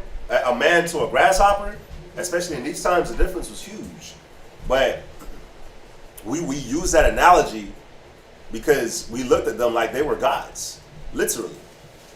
And we forgot that the Most High was our one true power. Jeremiah? Oh, you sorry. That was Isaiah what? Isaiah 40:22. 40:22. Yes, sir. Yeah, you know, we again, like Rob was saying, we forgot that the Most High was our power. When you sit back and you think about the greatness of the Most High, you're thinking about the one that created everything that's in existence. He even created them giants. Mm-hmm. If you got that power on your side, why would you fear? Yep. Why would you doubt? Why would you be insecure? That is a great point. Yeah. But in the moment, it's like I was talking with brothers before. In these moments is where you're tested. You can be all juiced up, Hebrew Israelite. I'm gonna die for Yahweh Shai. I'm gonna die for the Most High. But then, in these moments, is when you get tested. You can be feeling good. It's not when you're on top. It's when you get tested. It's when things might start to. You might be a little tired. Your body's aching. You're a little worn out. Stress of life weighing you down, and then it's like Satan's like, whoop, moment, bam. Yeah. Let me strike. This is the perfect time to strike fear in their heart, while they're mentally fatigued, while they're spiritually fatigued, and then you forget. Because we do it now. It's not just back then. Just like how we were talking about in the beginning. It's not just history. It's current day history. It's your life that you've been living. You'll get fearful. You'll get nervous, anxiety. You'll feel like, oh, I don't know if I can actually do this. Step up to the plate. Just step up to the plate. Yeah. Know that the Most High is real. Like Wisdom of Solomon 17 says, fear is but the betraying of your secure. Right? Oh, gotta go to it. Okay. Wisdom of Solomon 17 and 12. Wisdom of Solomon chapter 17 and verse 12. Yes, sis. I noticed, maybe it's been about a year or so ago when I started noticing that when the enemy really attacks me is when I am like at my weakest point, when I'm so sick, it's just like everything would happen. And when I started to notice, I'm like, wait a minute, it seems like as soon as I'm not feeling well, that's when I'm really being attacked. So I notice now that when I start feeling that way, I start saying, I need to cover me a little bit extra, pray for me a little bit more, because I already know something else is coming. Sure enough, it always does, but now I'm at the point now to like, okay, I already know it's coming. Yep. So that's why the scripture I always get to read to know. Kind of. Yeah. And you know, on that, in these moments, your personality, your character is defined in these moments. It sucks. It sucks you get defined by these moments. But when you look at the history here of, it said these were the princes, the head of our tribes. These were men of stature. These were great men in Israel. They were like those men that Moses had picked out to be the officers of hundreds, of thousands, of 10,000s. These were renowned men in the community. But in this moment, now when you look back in history, these are niggas that were scared. You don't sit back and say, oh, these were the ones that were mighty in the community. These are the ones that did good works. You get characterized by a moment. Most High named them too. He named them. You get it's not all the other stuff didn't matter, but these moments, these one little bitty moments, because one moment translates to another moment. It might only be a moment, but one moment translates to another moment in another zone that translates to another moment in another zone. Yep. And little do you know, you built up a type of reputation for those moments. Forget about the hours, the minutes, the days, and all the other stuff. But these one moments, you get characterized because you got out the spirit in those times. Yeah. And it takes like 100 times more to cover up or get past that so that you're not looked like that anymore. No one sees you like that anymore. But it's those moments. Can I get one just off of what you're saying? And then we can go to that. Go to Ecclesiastes. I gotta find it. Ecclesiastes, I think chapter 11.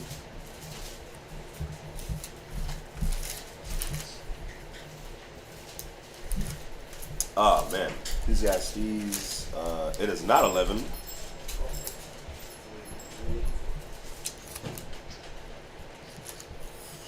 One sinner destroyeth much good.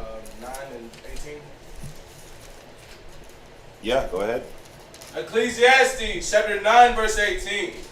Wisdom is better than weapons of war, but one sinner destroyeth much good. And this is the that's what I wanted. Obviously, not the first part. I wanted the one sinner destroyeth much good. Why? Because you could have the greatest track record in the world.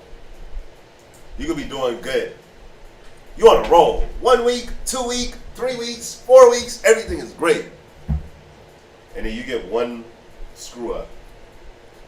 Nobody's going to remember the 1, 2, 3, 4 weeks. Nobody's going to remember none of that. What will be remembered is that one sin that you did. That's what you're going to pay. That's what you're going to pay for. Not even like necessarily a sin, just one screw up. One mistake. One lapse of judgment. Mm-hmm. And that's what's on you. And like Shadak's saying, it takes a lot to overcome that. Think about it. Think about it. How many sisters, your husband been like the perfect husband in the world, right? Perfect husband ever. He's the greatest. And you go through his phone and you see something. And he liked the picture. And you forget that this man done been with you, that you're laying next to him, that he done provided for you, that he done took care of you, and the kiddos. And he's always been there and he's trying to do right for years. And he's trying to get you into the kingdom. And he's given up his life to try to get the whole family into the kingdom. And then you see a like, and then you totally forget everything that this man done did. You totally forget. And now nothing else matters. Why? Because you was talking to Shaquinta. Shaquaninisha. You trying to think of the most ghetto name you can think of, huh? you like, I don't know, Shamanati-Tisha. You liked her picture. And you forgot you lay next to me? You forgot that? Like, when I'm at my most vulnerable stage of sleeping, and nobody here sleeps full garments. You know what I'm saying? So when I'm at my most vulnerable, in an undershirt and a boxer, or an undershirt and a shorts, I sleep next to you. I trust you because I'm sleeping right here next to you. And you forget all that, you just forget everything. Nothing else matters. Nothing. Now, one little mistake destroys all the... Your good works don't matter at that point. None of that matters. All that matters is Right there, right then and there. Con. And it's just like, you know, I'm not saying that we were all the way good in the wilderness, but, you know, we step up to these giants, and it's like, the Most High already said he was going to give us the land. Con. You know what I'm saying? And you see that, and it's like, oh, yeah, we can't do it. One momentary lapse of faith. That's it. And as we're going to read on, that right there is what cost us, is what cost those brothers and sisters. Most High was like, you're never going into the land. You ain't getting this. But I'm sure as hell going to make you walk around in this wilderness for 40 years, though. But you're not going in. You're just going to walk. You're going to walk till you die. You know what I'm saying? And I'm bringing that out because we have to be careful, because one screw up, one sin, one lapse of judgment, one mistake, one stumble, one slip. I'm trying to come up with all the words, right? And the whole, everything can fall. You can lose your inheritance. You can lose it all. Same thing happened with Moses. So if it was happening to great men and to I'm not going to say base men. If it was happening to great men and leaders of tribes, Con. what do you think is going to happen to you? Yeah. What do you think is going to happen to us? Especially us being in the truth. The Most High requires more from us. Con. That's why that one sin is like, it's going to be heavier on you. That one mess up and that one slip is going to be heavier on us. Why? Because the Most High requires more from us. That's right. Why? Because we've always lived up to a standard. We try to live up to a standard. So when you don't meet that standard, then it's big. It's like, think about a boss at a job. Think about like a regular employee coming in and you're late and you mess up as a regular employee. You might get away with something. You might. Think about, this is a perfect example. I just saw a cruise ship crashed into a crane, and the whole crane like tipped over and fell. Like, y'all know that these cranes that put stuff on a cruise ship is huge. Con. Now, there's a whole bunch of people working there. You have somebody that, you know, just loads the containers, or that just checks in the containers. His job is little, right? He does a little screw up, it's a little screw up, it's all good. Now, the person driving the ship that screwed up and crashed into the crane, big ass crane, and then this crane just starts. Just think about that. You crashed into this crane. It's not like you crashed a car. You crashed a ship into a crane. That's millions of dollars right there, and that crane just goes down slow. You're like, damn, there's my life. There's my life. There's my job. There's my wife. There's my kids, child support. There's my house. Everything is gone. One mess up. Y'all got to see. That's like us right now on the truth. You're driving this ship. Most High looking at you. One mess up, your crane will fall. I'm on it. I was gonna say, you also got to look at like Luke, when Zacharias, when the angel Gabriel came to him, and he told him the same thing. He told him that he doesn't have a child. He said, I'm old. He said, since you don't believe, you're gonna be dumb. You know, same thing. If you don't believe the Most High, when He comes to you and gives you these prophecies of what's going to happen in the future, and you don't believe Him, something's going to happen to you no matter what. You know, He's going to curse you, some one way or another. So guess what? With what you're saying, brothers and sisters that get counsel, you don't follow that counsel, bruh. Yee. Say Elijah didn't follow counsel.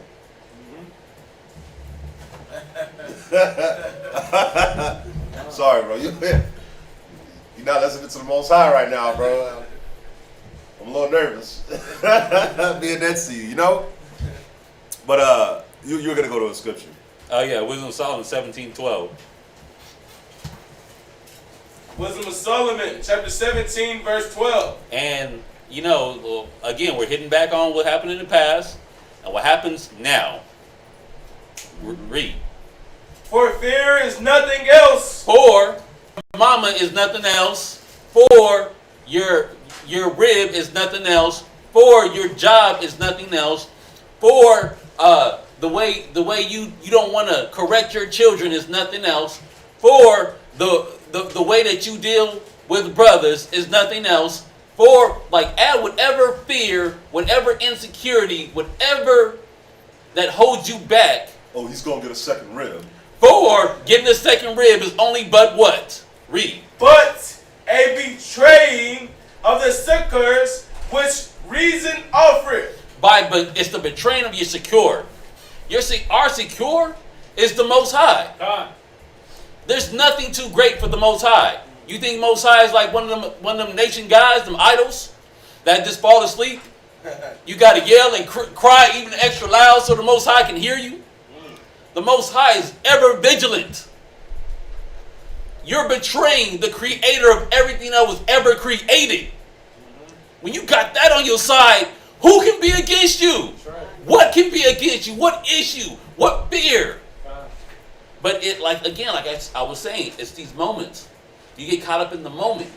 We get caught up in these moments. That's why we got to keep some type of scripture rolling in our brains. We got to keep some kind of biblical knowledge rolling in our brain. That's why when Yahweh Shai was talking about the good man bring out the good that's in his heart, the evil man bring out the evil that's within his heart, bro, you got to have that overflow of the good, that overflow of the scriptures that come to your mind. So when these moments hit, scripture comes out to combat the moments. Just like when Yahweh Shai was in the wilderness, scripture come out to combat the moment. Because I'm going to say one thing too. You can't get in your emotions, because once you get in your emotions, ain't no scriptures coming in. No. Because when you get in your emotions, you're now in tune with the flesh. You're not in tune with the spirit. So you can't be like, oh, no scripture ever comes. Well, no scripture ever comes because you're in your emotions. So you have to keep that in check, and then scriptures will come. You got to combat it. But you can't betray the Most High. Don't betray the Most High and doubt the Most High. Read on.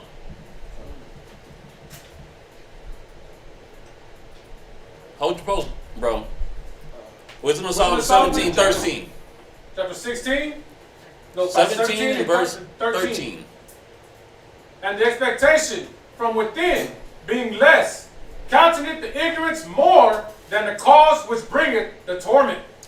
Bro, your doubt is worse than the thing that's actually gonna bring the torment.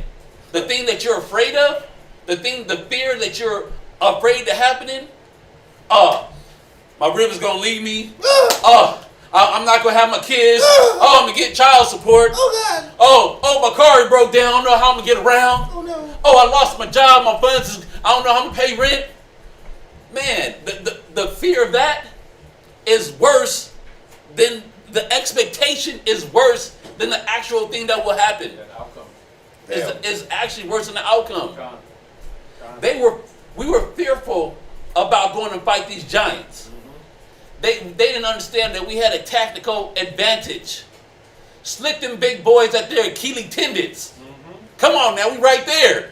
We supposed to be as small as grasshoppers, right? We mighty men. We know how to wield these swords. Cut their Achilles tendons. They ain't gonna be doing nothing after that. If y'all ever messed up y'all's Achilles, you can't even walk. That's it. You're running useless. But again, and that's just manly thinking. We got the power of all powers on our side. That's right. Give me Romans. Give me Romans chapter 8 and verse 31. You know what's crazy too, man? When you watch a lion hunt, usually the prey that the lion has hunted is bigger than the lion. And you know what a lion does? Right. They be running from him. And you know what the lion does? Pretty much the Achilles. If you watch a lion hunt, they run and they chase, and then they knock at the back leg. They knock it like the hind, and then the animal trips, rolls over, and they go for that throat. So it's pretty much like the same thing we would have did. Get them at the Achilles, right at their legs. They're gonna fall. Go and cut some heads off. Just make sure your blades are sharp. That's it. And the Most High is with you. He gonna guide you. He gonna just like he guided that stone that David threw. Just like how he guided Samson when he ripped off that jawbone of an ass to slay 1,000 men by himself. What's up? Just like how after this story, we end up finding giants in the wilderness for 4 years, and we end up winning. Come on, bro. That was just the Most High capping because we capped on him. Yeah. It was like, look, y'all could have did it. Y'all could have had it. Yeah, y'all gonna fight them for nothing. Right. Yeah, man. Oh, but what's that scripture?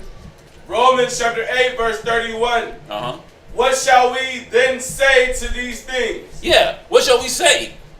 What shall we say to the giants in the promised land, the people that set up in our land? What shall we say to the situation in our lives that we got to overcome, the barrier or the wall that you got to smash through to get to the next level? What should you say to these things? If Yahweh be for us, if the Most High be for us, if you believe in the Most High, Bahashem Yahushai, and you actually believe you in the truth, you actually believe in this Bible, you actually believe the history of the Bible, you actually see the things that happen and occur in your life right now. If you be for the Most High, if you believe the Most High be for you, what? Who can be against us? Read it again. Who can be against us? Louder. Who can be against us? Who can be against us? What spirit can be against you? What negative entity on the left-hand side can come against you and prevail? If the Most High power of powers is on your side, what? Man, can't nobody stand in front of you. Can't nobody, no situation hold you back. Because guess what? It might appear like it can hold you back. It might appear that it's going to make you stand still. It might appear that that you won't be able to overcome. But the Most High is with you. That's right. You can't lose. You can't. If the Most High power is with us, who can be against us? You think the Most High, he got weak over the years like the earth? You think he got tired of helping us? It's, oh man, shoot. It's been thousands of years. I've been putting a lot of work. I need to take a break. You think the Most High get tired? You think the powers that be, the angels, are tired? You think they're fleshly like you? Are you equating the celestial with the terrestrial?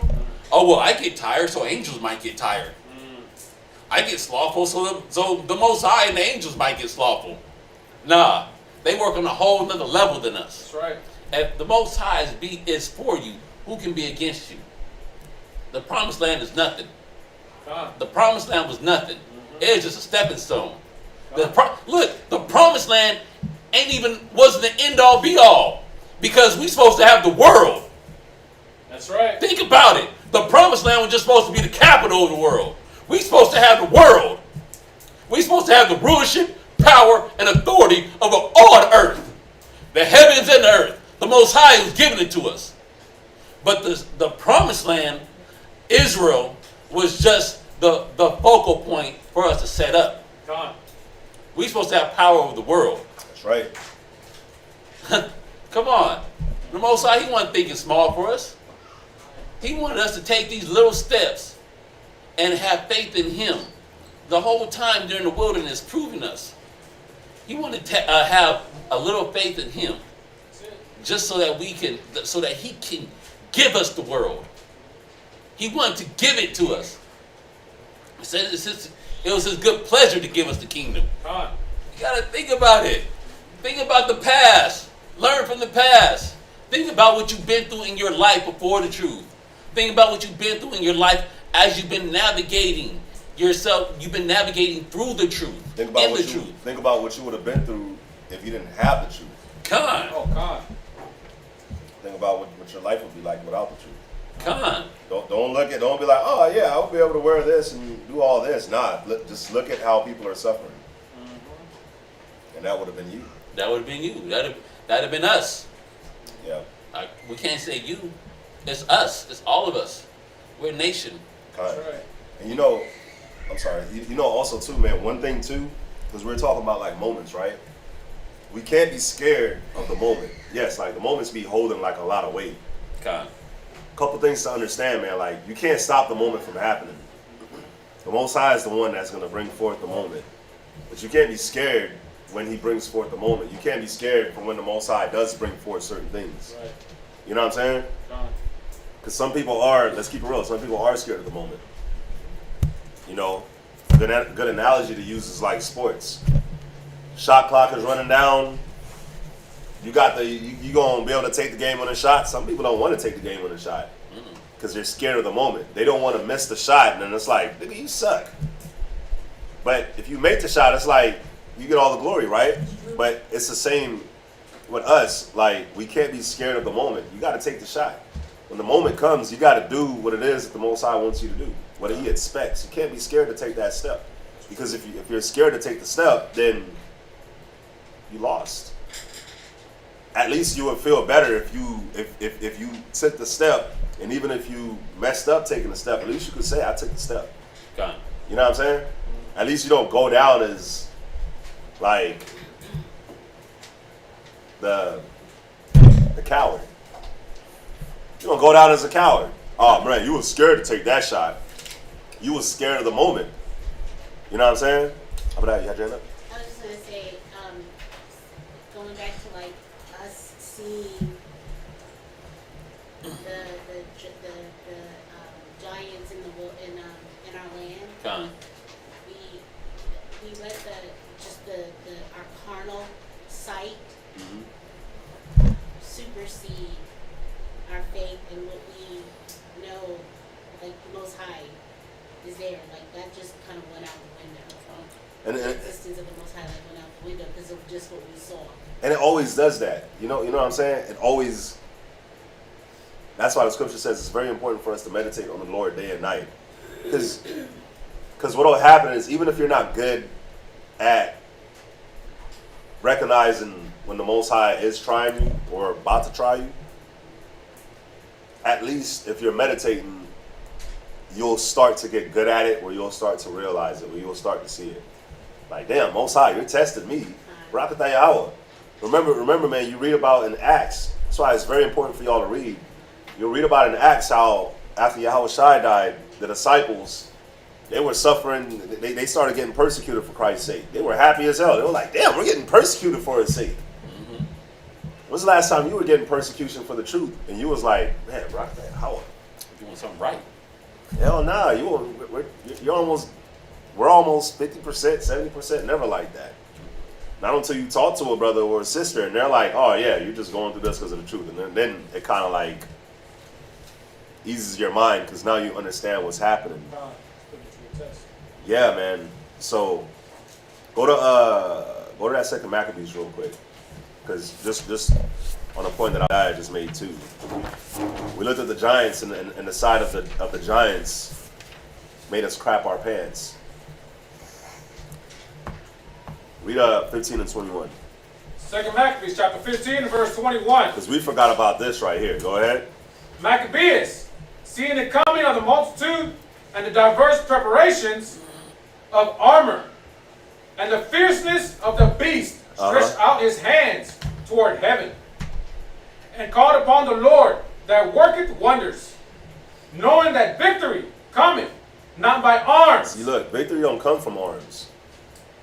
Victory does not come from your arms. Go ahead. Not from your own strength. Victory is not going to come from your own strength. Go ahead.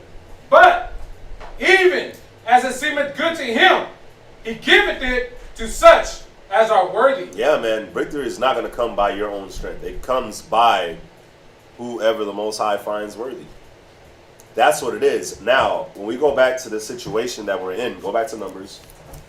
When we go back to the situation that we're in, where we look at these giants and we're like, man, we can't bring them down. They're giants. I'm just a regular man. You know, it sucks. Why? Because think about it. I want y'all to think about what we were dealing with at this time. All these people that saw these giants, all they ever knew was slavery. All they ever knew was slavery, building pyramids, getting whipped, serving the Egyptians, right? That's all we knew. We didn't know nothing else. That's why we read Leviticus, where Yahweh Shai and the Most High had to literally teach us everything to do and everything not to do. Why? Because we didn't know nothing. That's literally why we were in the wilderness learning to have faith. Like, you think the Most High didn't know we were thirsty? When we were walking, he didn't know we were thirsty. All we had to do was ask. What do? We complain. You think the Most High didn't know we was hungry? All we had to do was ask.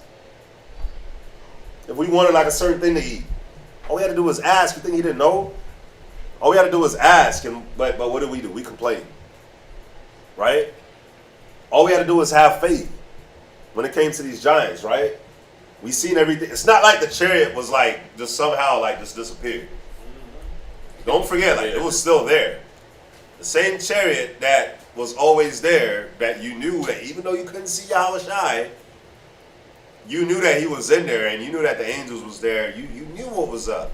The same guy, Moses, that led you out, he was right there. He sent them. He sent them. But what do we lost faith. And you know what sucks? Is that we were right there. We were right there. Right there. And you know why that's important to know? Because y'all got to see, man, whenever y'all are getting tested, whenever we're getting tested, a lot of times we be right there. We be right there, man. Right there for a blessing. What is it that you want? What is it that thou wantest from the Most High? What is it that thou prayest for from the Most High? You be right there. You got one last challenge. One last thing to show that your loyalty and your faith to the Most High, and then you will obtain it. But of course, Most High likes to fight. So the Most High, he's going to put you in a situation to test if you're really for him or not. But we be right there, man. Right there for our blessing. I'm not trying to sound like no damn prosperity preachers. But we be right there for the blessing. You be right here, right? Somebody give me a pen, pencil, something. Bam. Bam. Bam. Bam. Bam. I know it's great artwork. This be you going up, right? All you got to do is keep going straight and you get the promised land. But the situation happens right here. The circle is the situation. And you screw up and you go this way and you missed your destination. But all you got to do is just keep going forward. Don't turn to the right. Don't turn to the left. Just like Yahushua said, no matter what happens, because think about it, whoever just walks and it's like Allison, I don't know, I think I watched this movie when I was like 4. That movie with Michael Jackson, Yellow Brick Road. Wizard of Oz. Wizard of Oz. Con. So, what is it? Wizard of Oz. Wait, what was it? The Wiz, right? Wasn't he trying to get to a destination, but along this destination, like everything just kept happening? Yeah. That's you. That's us. That's us. Literally. You're walking down the yellow brick road, the road filled with gold, into the promised land, into wherever it is that you're trying to go. But guess what? There's going to be a whole bunch of these circles, not just one. A whole bunch of situations is going to pop up. And your job is to keep straight on the path, and you'll obtain your blessing. But the dope thing is this. You're not dead yet. So you'll come into a situation. And you come into the situation. Your job is to exercise these scriptures. You exercise the scriptures, you get your blessing. You don't exercise the scriptures, you lose. You got to turn around, and the Most High makes you walk in a circle, just like he made you walk in a circle in the wilderness, and you come right back. And you go back to that same situation. Yep. For a lot of us, we don't ever pick up. So we come back right back to the same situation, and we lose again. And then the Most High is like, go that way. And you walk in a circle again. For some people, for some of us, it doesn't take that long for us to come back. Because we learn what we got to learn. We're like, you know what? I might not have to walk a whole circle. All I have to do is just zig across, and I'll come right back. And I'll fix the problem. Simple as that. But for some of us, we're not thinking, we're not being circumspect, we're not being aware. So we keep having to be told what we're screwing up on. We keep having to be told, stop doing this. Stop it. Stop doing that. Change, my friend. Apply the scriptures, my friend. Listen to counsel, my friend. And you will actually get past that and move on to the next situations, because the situations don't stop. Don't stop. But what we do, we lose. Yahushua is like, go back around, and you go back around. And then you come back, you lose, you go back around in a circle. Just like in the wilderness. But this is the thing. You don't go around forever. Because at some point, the Most High expects fruit. He expects fruit. You're expected to pass that test. So if you keep screwing up that test, what will happen is you get purged. Or whatever it is, gets purged. You don't want to be a good husband to your wife? You keep running into situations where you don't get to exercise the scripture to be a good husband to your wife? Then guess what will happen? Unfortunately, at some point, both sides purges it. Like, okay, you're not picking up. You're just not understanding. You're not getting it, so you gotta go. Same thing with a wife. You don't want, you're not picking up. You're not picking up what it is to be a good wife to your husband. You keep failing the same situation. You keep looking through the phone and causing a whole bunch of drama. So guess what? Finally, Most High is like, bye. Bye-bye. How do you say bye in a couple other languages? Sayonara. Adios. Sayonara. What? Is that Chinese? Arrivederci. Say it, what? Arrivederci? Arrivederci. Was that like Italian or something? Arrivederci. That's what the Most High says to us. You know what I'm saying? So, we have to be aware of what it is that we're doing. Have to be. Why? Because, come on, man, who doesn't want, a child is not aware. We have to grow up at some point. A child is not aware. Like, come on, man, you see a little kid, you got him outside, you got to watch him. Why? Because they don't understand that a car is going to flatten them. They don't understand that, but we do. So, what do? We watch over the child when they're outside. No, you can't go outside by yourself. You're going to get flattened by a car. You can't go out past nighttime. You live in America, the land of the pedophiles. You can't. So what it is the child doesn't have any foresight. The child is not thinking.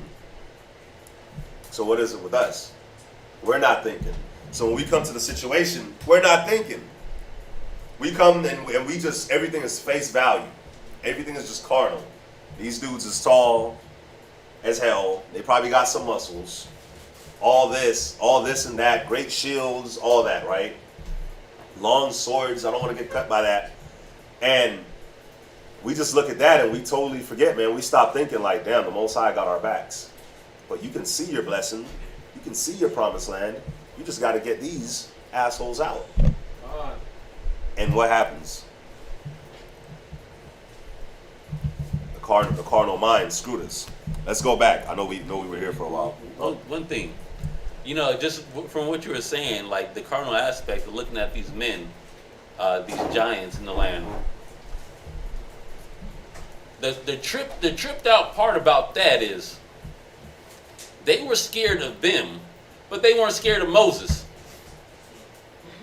If they really being carnal, right? This dude that, in your perspective, he split the Red Sea. He caused plagues in Egypt. If you're really looking at him, you trying to be carnal about it. I know I'm saying the word wrong, but how come they weren't scared of Moses? This is the dude that, he made the ground open up. How come why are you scared of them, but you're not scared of Moses? Like, damn, we didn't even consider like the Most High will make the ground open up and kill them. Right. But you know what's cold? I didn't even consider that. I know the Most High would have did something, but damn. Yeah, go ahead. I'm sorry. And so, even relating it back to today, we are afraid to dive all the way in and be for the Most High and gather our nation together and be a people again. We're more combative with each other. We're willing to fight each other than to spiritually fight the nations. It's like, oh no, I ain't gonna mess with the police. I'm going to run. I'm going to hide. I'm going to duck. But my brother, oh, I take him. It could be the biggest Judite, the biggest Issacharite. But we'll be willing to fight our own brother. But we'll be scared of the nations. And that's how we were here. We'd rather go to war and combat against Moses and within our own nation than to go take out the giants, to go take out the Amalekites, to have our land. We're more willing to go to war with one another than to come together and regain our position in the world. That's what I see here too. Yeah, I was just gonna say that. Yeah. And all the things that we brought out, like we continue to go over these stories over and over again. Every Sabbath, we do this reading twice a year. But you got to see the layers and how it applies today. History keeps repeating. We got to break the cycle. We're the generation that's supposed to break the cycle. It don't have to start with the next generation. Actually, it started with the generation before us. We got to continue in it. The path has already been laid. We got to follow on it. Unless we want to fall back into the wilderness, unless we want to fall back into them same circles that like Rob was talking about and keep coming back to the same instances, same trial, same thing. Keep it. You know, after so many times of being corrected on the same thing, it's no longer you being corrected, it's you being rebellious. That's just what it is. You don't want to bow down, you don't want to accept you didn't really accept the correction, and you don't want to really further yourself. You're rebellious. That's why you got to keep walking. That's why in the story, in this history lesson that we've been getting through the law, that's why they all had to die. Okay, keep wandering around till you all die. Because you're not going to get it. You're not getting it. You know, also too, right before we move on, is how many of y'all see yourselves in this particular story right here? You got one, you got two. Who else sees themselves here? 3, 4. Who else? I'm gonna show y'all something. Online as well. Who else sees themselves in this story right here of you know, when Caleb came back, when we spied out the land, it was like those giants, and Caleb is like the only one that is like we can take them, and everybody else, Caleb and Joshua is the only one that's like we can take them. 2 out of the 12 is like we can take them, and the other 10 is like we can't. Right? What makes, who sees themselves in this story? Online. Say if you do, say if you don't. You know why one person does, Dinah does? You know why this is the majority of us? Because just like here, we're no better than them. We ain't crap. You know why this is the majority of us? Is because I'm not going to say a lot of us. The majority of us, we see the promised land. We see the promised land. You see what I'm saying? We learned we were Israelites. The Bible was opened up to us.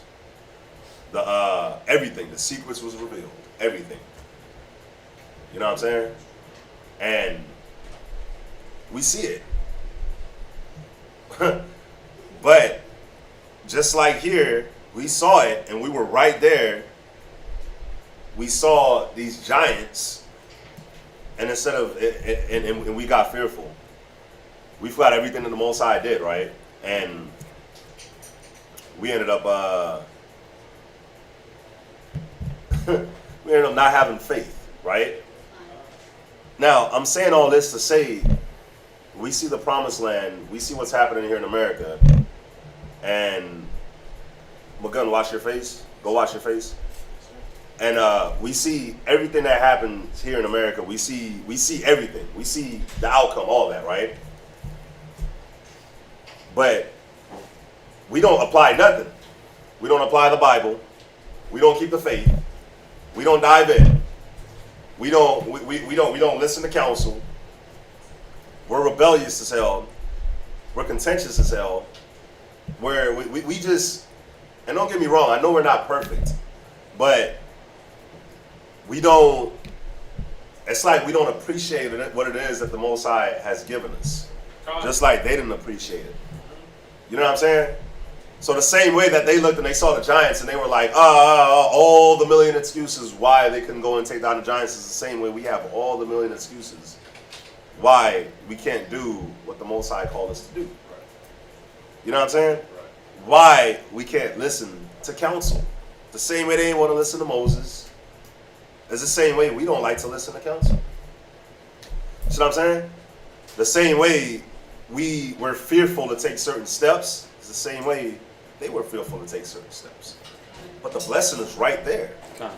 The same way we forgot about the Most High when He was right above us, even though the giants was right there, but we didn't look up and see the chariots. It's the same way we be forgetting that the Most High is right here with us. Same way. So guess what? It wasn't just them. Even to this day, we battle this. We know our duties as husbands, we don't fulfill it. We know our duties as wives, we don't fulfill it.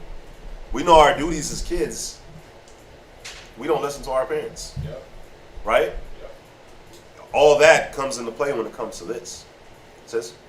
I was just going to say, just on that, and I was going to say one of the reasons why I raised my hand and said, that's me. On my job, I have to put a lot of faith in the Most High. It's almost like when your brothers are at the mall, and there's like nobody in the mall, and you're expected to make quota, because you have to rely on the faith of the Most High to make that possible, because you know what your expectations are. Yeah. And so, I too have to be that way at work, because it's very random. And my income is actually predicated on the number of sales I make. Yeah. So it's commission based. So I have to make it. And there's like times when it's just not there. And I have this sign on my wall, like my goals, and it's about the Most High. And seeking Him first, and knowing that He's going to provide for me. And there'll be days where I'm just like, why isn't this working? Why am I not, And then I'll look up at my sign, because it's there, it never moves. Yeah. There's days when I don't look up at it, or there's times when I'm like battling getting sales, and I don't look at my reminder or in my mind, think that the Most High's got me, And then I also will sometimes be like, dang, if I don't do well, I'm going to lose my job. Yeah. I get weak for a moment when the Most High gave me the job, because He knows what I have to do, right? Yeah.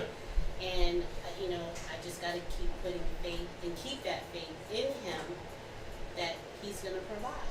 Regardless, like, the man is not more powerful than the Most High is. So even if the job goes away, the Most High will instantly give me another one if I keep my faith, and that. But there's times when I don't constantly think like that. Yeah. I'm not looking, knowing that the promised land of making that commission or getting that, the blessing, the blessing, it's right there. It's right there. The Most High is going to give it to me if I just stay focused. That's all it is. Stay focused. So, God, man. The reason why we harped on this point so hard is it wasn't planned. No. It definitely wasn't planned, but it's extremely important. Why? Because this is the reason why. It's not the only reason, but this is one of the biggest reasons why we walked for 40 years in the wilderness, y'all. Yep. And none of these brothers and sisters made it into the promised land. So we have to take note of why they didn't make it into the promised land. Because we're all trying to make it into the promised land. You know what I'm saying? So we have to take note of what was going on. That way we can make it too. Because if not, on, man. Who wants to walk in the hot ass sun? This is Egypt. This is like the Eastern Hemisphere, you know, around Israel. It's hot as hell, humid as hell. Like, who wants to do that? I'm one. No, they're just saying, agreeing with you, just saying that if we take a step back and look at it, we're actually in Egypt right now. So the Most High is actually testing us right now to get where we need to get. Spiritually getting tested, man. Right. So, but yeah, let's go back to the reading. We left off in what, Numbers 14 and... Numbers chapter 14 and verse 1. And all the congregations lifted up their voice and cried, and the people wept that night. Like, bro, we cried all night. Like, we looked and saw the cloud change into a pillar of fire, and we literally cried all night. Go ahead. Verse 2. And all the children of Israel murmured against Moses and against Aaron, and the whole congregation said to them, would God that we had died in the land of Egypt, or would God we had died in the wilderness? And wherefore hath the Lord brought us unto the land to fall by the sword, that our wives and our children shall be a prey? Were it not better for us to return into Egypt? Wow. And they said one to another, let us make a captain, and let us return into Egypt. Come. Then Moses and Aaron fell on their faces before all the assembly of the congregation of the children of Israel, and Joshua the son of Nun, and Caleb the son of Jephunneh, which were of them that searched the land, rent their clothes. So y'all see what's going on, right? We sitting here murmuring and complaining, and we're like, why? Well, we should have just died in Egypt, or we should just go back to Egypt.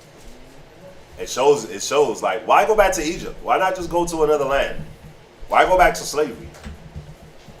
Like, all the lands that we passed up, all the different inhabitants that we passed up, why go back to Egypt, the one that we saw that got destroyed?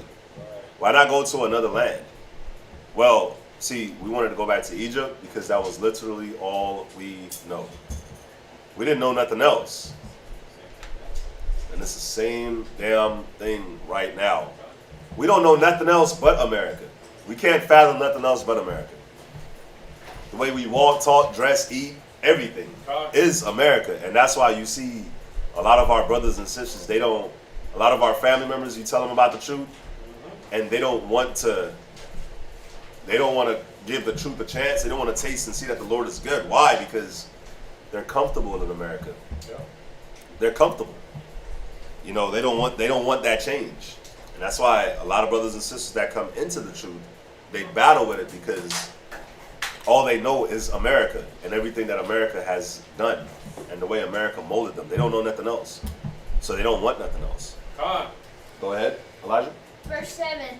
And they spake unto all the company of the children of Israel, saying, the land which we passed through to search it is an exceeding good land. If the Lord delight in us, then he will bring us into this land and give it us a land which floweth with milk and honey. Only rebel not ye against the Lord, neither fear ye the people of the land, for they are bread for us. Their defense is departed from them, and the Lord is with us. Fear them not. So y'all see that? It said that they are bread for us. Yep. Don't we used to say that in the world, man. Rappers like to say it. I eat rappers for breakfast. They say it. They eat this, they eat that. Eat, right?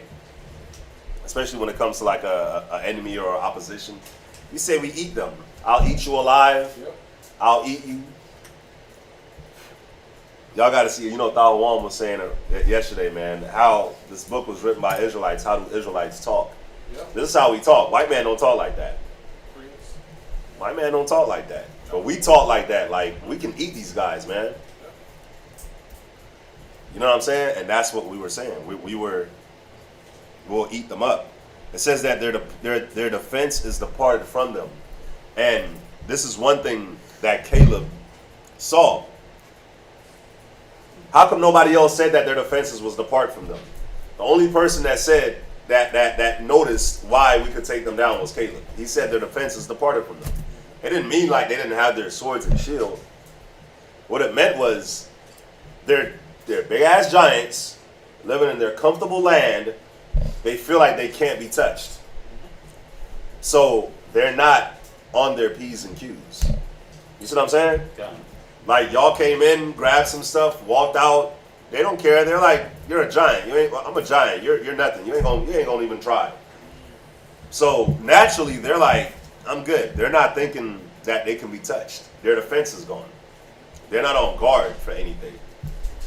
And that's why they got touched. What's up? I was saying that when you read the Revelation, the same thing with that peerless city that dwelt in many waters. It talks about how Most High thought, the United States thought the same way. We can't be touched. So that's how the Most High is going to touch them without them looking. That's what I'm saying. That's why it says in Job, when they're about to fill their belly, Most High is going to rain down missiles on them, rain down the swords on them. Why? Because when their defenses is down, and is America's defenses ever down? Do they ever turn their missile systems off? No, they don't. It's just that America, they've gotten so high-minded that they just feel like they can't be touched. So they're just like, kick their feet up. And that's how these giants are. And if we were paying attention, Caleb was the only one that paid attention to that. But if we were paying attention, we would have saw that. Like, their defenses is gone. We can take them. They're not ready. They're just not ready for it. You know what I'm saying? And a lot of the times, the scripture tells you that with every temptation, the Most High gives you a way out of the temptation, right? So when you look at your fight and your battle, if you just pay attention, there's going to be a way for you to escape. There's going to be a way for you to overcome the battle. There's going to be a weakness. There's going to be a chink in the armor. You just got to stay faithful, and the Most High will bring it through. That's true. And that's with anything that you do. Stay faithful, man. The Most High will bring it through.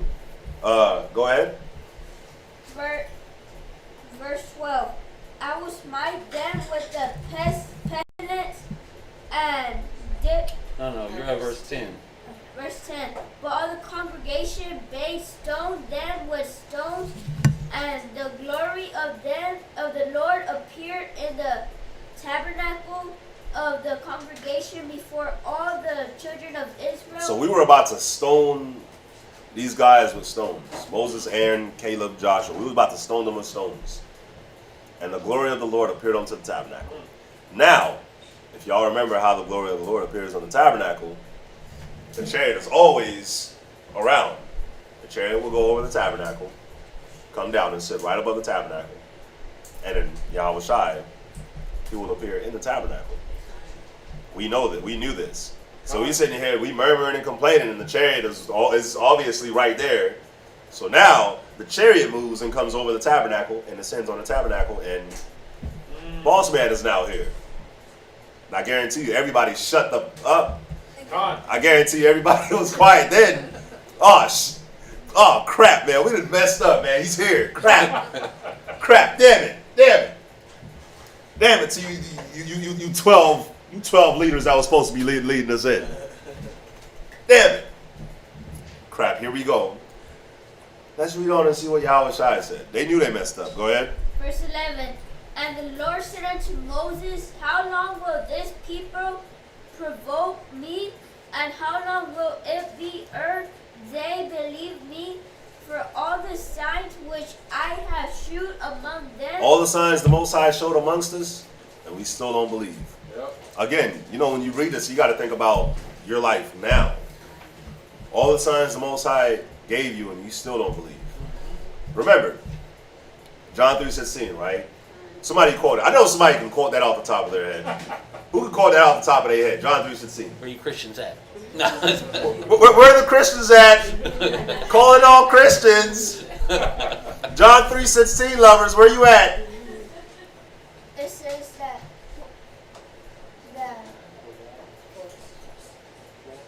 Where y'all at, man? God so loved the world that he gave his only begotten son. What else? You gotta read the whole thing, man. Who got the whole, Benaiah? Alright, yeah, I know you're not a Christian. I knew you. Jeremiah, what's up? What you got? Well, I'm going to try to say for God so loved the world that he gave his only begotten son, for whosoever believeth on him shall surely live forever. But key word in there, right? Believe. Gotta believe, man. Now, if you believe, what are you gonna do? You gotta have works behind your belief. That's right. I can't say like I believe in I can't say I believe in anything and I don't show that I believe. You know what I'm saying? I can't tell my wife I believe her, but then my actions show the complete opposite. So if I believe, it's like I can't say that I believe in my leadership here in this school. I can't, and I can't say I believe in my leadership here at the school, and then I go and I do the complete opposite of what they're telling me. It don't work like that. It doesn't show that I believe, right? So when you look at this, it says, how long will it be ere they believe me? For all the signs which I have showed among them. What is that showing you? That we were supposed to have some form of works to show our beliefs in Yahweh Shai. You see that? So right now, in this time, if you don't want to provoke Yahweh Shai, you got to have some form of works. You got to show that you can apply the scriptures, you can apply the counsel. You got to show that you believe in him. You can't just say it. Go ahead, Elijah. Verse 12. I will smite them with the pestilence and disinherit them. So you see that?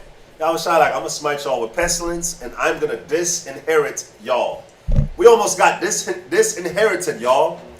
We were never even inherited. We were slaves. We were slaves building pyramids in Egypt. No, we didn't have a power. We didn't have a God. We didn't have somebody to inherit us. And we almost lost it all right here. Go ahead. And will make of thee a greater nation and mightier than thee. So Yahweh Shai was like, listen, I'm going to smite them with pestilence. I'm going to kill all of them, disinherit them. And you, Moses, I'm going to make a whole new 12 tribes from you. I'm going to make a whole new nation from you. Go ahead. Verse 13. And Moses said unto the Lord. And not only that, but not only will I make a new nation out of you, but they're going to be stronger, greater, and mightier than these regular old, Israelites. They're going to be the Moselites. We would have been the Moselites. Walking through. We would have all been Levites. God. Walking through, the Moselites. Right? That would have been what we would have became. But y'all know what this was too? We were just talking about what? What were we just talking about, y'all? Situations. This right here was a situation for Moses.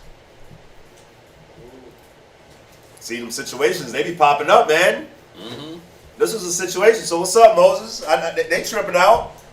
Let me see if you gonna, because I know you tired of them. You tired of these rebellious, stubborn ass little kids, Moses. Here's your opportunity to not have to deal with them. And I'll kill every single one of them. And you don't have to deal with any of them. And I'm going to make a great nation out of you, Moses. This was a test for Moses. Now, Moses was in a situation. Because guess what? Yahweh Shai, he had already made his promises to Abraham, Isaac, and Jacob. Right. So Yahweh Shai was testing Moses. Y'all see what I'm saying? Moses was about to be tested. Yeah. And what did Moses do? Oh, yeah, and Moses was at a vulnerable moment. It was a very vulnerable moment. You know, the report came back bad. The whole congregation turned against him. They want to stone him. They about to kill him. He fall on his face. Y'all don't do this. Listen, Moses in the tabernacle with Aaron and Yahweh Shai, right? Just to paint the picture. They're outside with stones. They're about to stone him. So Yahushua tells us to Moses, and Moses is like, looks outside. They all got stones in their hands, just ready. Just ready. Like they stretching. They doing baseball warm-up pitches. They get that all ready. Wait till you come out, Moses. This big old boulder. This one. they just ready. Get the shoulder ready. And Moses in there. Yahushua is like, I'll get rid of all of them. Make of you a great nation. What's up? What you gonna do? Let's see what Moses said. Then the Egyptians shall hear it, for thou broughtest up this people in thy might from among them. See, Moses, again, foresight. Foresight is what we have to remember. That's one thing that we have to keep in mind, man. So what did Moses do? Moses used foresight. You know what? You can kill all of them, and I won't get stoned. But this is what's going to happen after you kill all of them and make of me a great nation. The Egyptians is going to hear it, and they're going to say, you brought the people up from among them. Go ahead. Verse 14, and they will tell it to the inhabitants of this land, for they have heard that thou, Lord, art among this people, that thou, Lord, art seen face to face, and that thy cloud standeth over them, and that thou goest before them by daytime in a pillar of all cloud, and in a pillar of fire by night. Now if thou shalt kill all this people as one man, then the nations which have heard the fame of thee will speak, saying, because the Lord was not able to bring this people into the land which he sware unto them, therefore he has slain them in the wilderness. And now I beseech thee, let the power of my Lord be great, according as thou hast spoken, saying. So we're going to get the next reader up. But I wanted to point out one thing, right? In verse 15 it says, now if thou shalt kill all this people as one man. As one man, man. Showing you the power of Yahushua. That's how you know, like, if he would have killed us like one man, what would he do with the damn giants? He would have had fun with them. It's true. So, let's get the next reader up. Foresight, y'all. Foresight. If I do this, what's going to happen? If I do that, what's going to happen? What's going to be the effect? Right?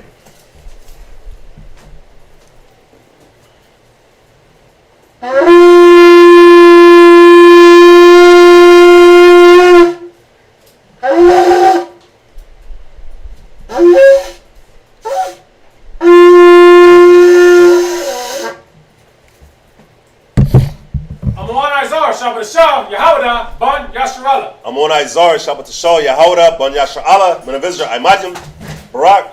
Yahweh Hashem Yahshua Brakatam. Yahweh Hashem Yahshua Brakatam.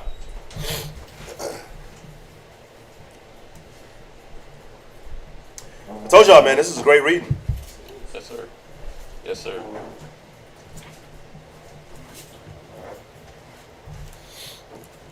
It's popping.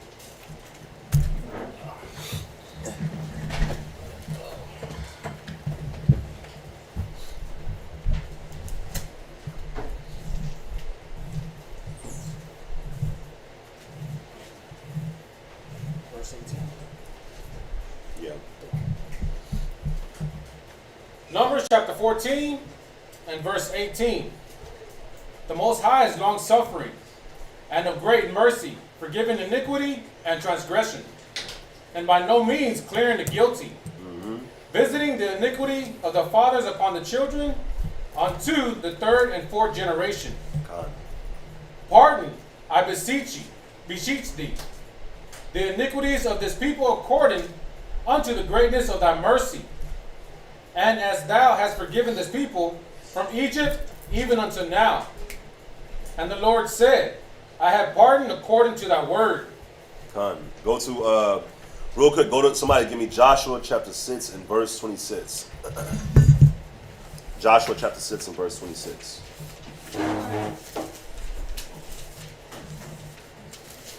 Joshua chapter 6, verse 26. Is everybody there?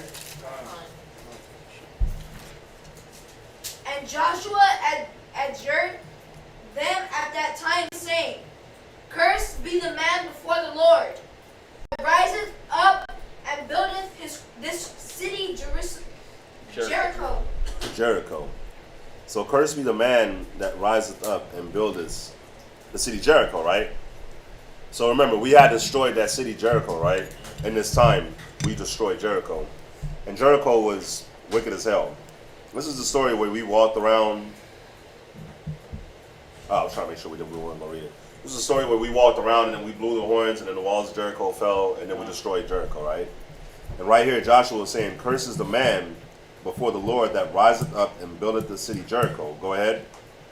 He shall lay the foundation, therefore, in his firstborn. And in his youngest son shall he set up the gates of it. So you see that? So Most High destroyed Jericho, this wicked ass place. And you go and you try it and you rebuild it. It's spiritual.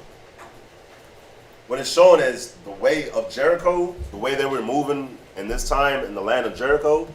If you go and you try to move the way that they were moving in Jericho, you were gonna be building that up in your kids and your offspring.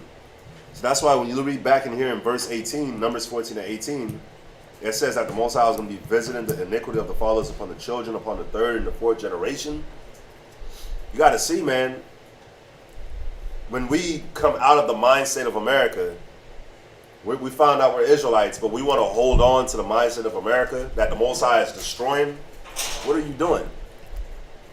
You're laying the foundations in your children. You're laying that foundation in your children. Because what the hell are you going to teach them? The same thing. What are they going to see you do? The same thing. What are they going to hear you talk about? The same thing that the Most High was trying to destroy.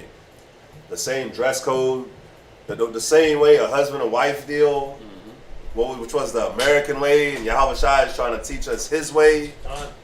That American way is supposed to be destroyed. So now, you trying to hold on to the American way, you're building that up in your kids. That's why it says, Cursed be the man that buildeth the walls of Jericho.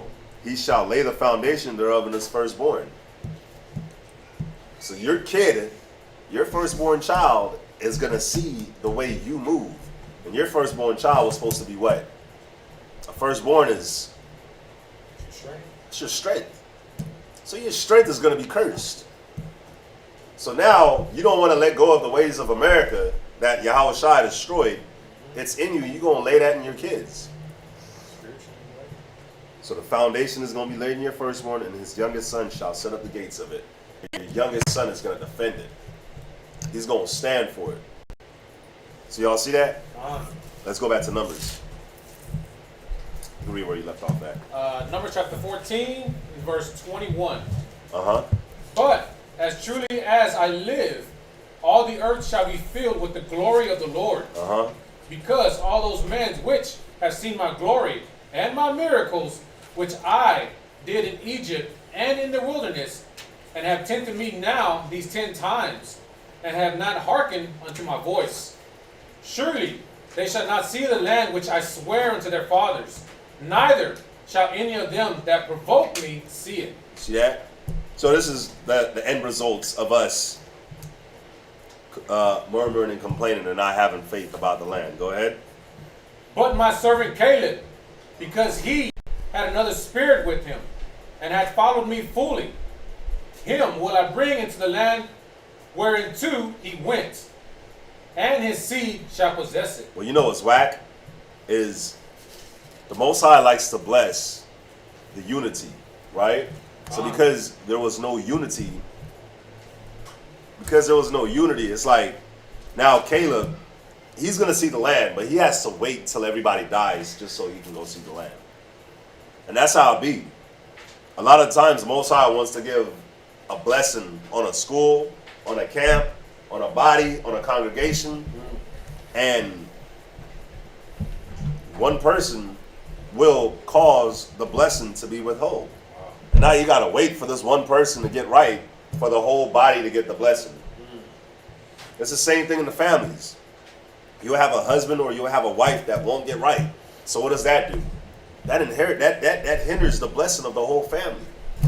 Now we have to wait for the husband or the wife or the kid to get right for the whole family to get blessed. You see what I'm saying? Says. So when it's saying because he had another spirit with him, what does that mean? Well, Caleb actually had the spirit of believing in the Most High. Okay. Everybody else was faithless, was being unfaithful. They were faithless. Caleb kept the faith. You know what I'm saying? Because remember, everything is a spirit. Right. At the end of the day, so Caleb, he was strong in the Most High.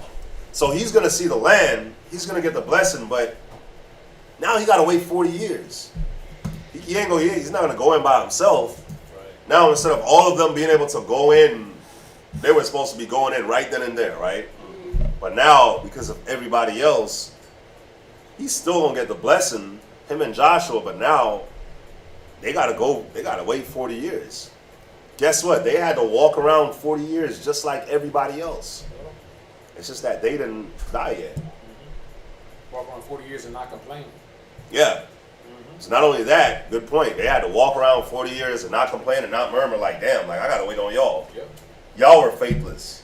I mean, I'm gonna get the blessing, but think about if it shows their integrity, because if they were walking around for 40 years with them, imagine if they did complain and they did murmur and they was like, man, y'all suck. I should be in here right now. Then he probably would have lost it. Yep. They had to hold their tongue, talking crap to the rest of the nation. So guess what? Yep. So guess what? Joshua and Caleb, they were in a situation for 40 years. That was a 40-year situation. Yep. Yeah. It's just like I remember, because I always saying this about how you think not all the nation is not going to go into captivity. They're not going to pay for the things that their forefathers did. They're like, oh yeah, my coworker, he's a good white person. My grandfather. That was my great grandfather. They did that. It wasn't me. It's like, nah, y'all all gonna pay. Just because wasn't Caleb and Joshua, weren't they full of the Spirit? They were righteous. They wanted to take the promised land. They wanted to obey the Most High. They had faith in the Most High. But they still had to suffer the same punishment with the rest of the nation. Yeah. It's crazy. They had to do the same walking, go through all the little same afflictions with the rest of the nation. And on top of that, keep their integrity and not complain and murmur. The whole time. Bro, I'll be pissed. Yep. I'm like, come on, Amon, are you serious, bro? Damn, bro. Come on, at least let my tribe go. Because you know what's funny? These 12 cats, they represented their tribes. So Caleb was for Judah, Joshua was for Ephraim. Mm-hmm. So you had Joshua was for Ephraim, Caleb was for Judah. Right. So they could have been like, hey, at least let our tribes go in. Mm-hmm. Nah, everybody gonna walk. We all gonna be in shape. We all gonna be in shape walking. Go ahead. Numbers chapter 14 and verse 25. Now the Amalekites and the Canaanites dwelt in the valley. Mm-hmm. Tomorrow turn you and get you into wilderness by the way of the Red Sea. And what's cool about this is this verse 25. The Amalekites and the Canaanites, those are the two people right now on this earth that like really piss me off and really piss off Israelites. Why? Because the Amalekites, those are the fake-ass Jews living in your land, claiming to be you. And the Canaanites, those are the ones they're Africans. And what do? They tell you you're from Kemet. Kemet. Yep. So it's like the two things that we wrestle with to this day. Amalekites and Canaanites. And they both took our land. One took it beforehand, Canaanites. Mm-hmm. And then the Amalekites came in secondly. And what's your land? Your inheritance. So they both trying to take your inheritance. They both don't want you to have your inheritance. Go ahead. And the Lord spake unto Moses and unto Aaron, saying, how long shall I bear with this evil congregation? which murmur against me. I have heard the murmuring of the children of Israel, which they murmur against me. Say unto them, as truly as I live, saith the Most High, as ye have spoken in mine ears, so will I do to you. Your carcasses shall fall in the wilderness, and all that were numbered of you, according to your whole number, from 20 years old and upward, which have murmured against me. So we was going to die in the wilderness, but we called it onto ourselves. Because that's what we used to say. That's what we would say to the Yahweh Shai, like, man, you brought us, you made us leave Egypt to go kill us and make us die in this wilderness. We could have died in Egypt. You just want us to die in the wilderness. But Yahweh Shai is like, well, I'll make you die in the wilderness then. And that's what happened. Go ahead. Verse 30. Doubtless ye shall not come into the land, concerning which I swear to make you dwell therein, save Caleb the son of Jephunneh, and Joshua the son of Nun.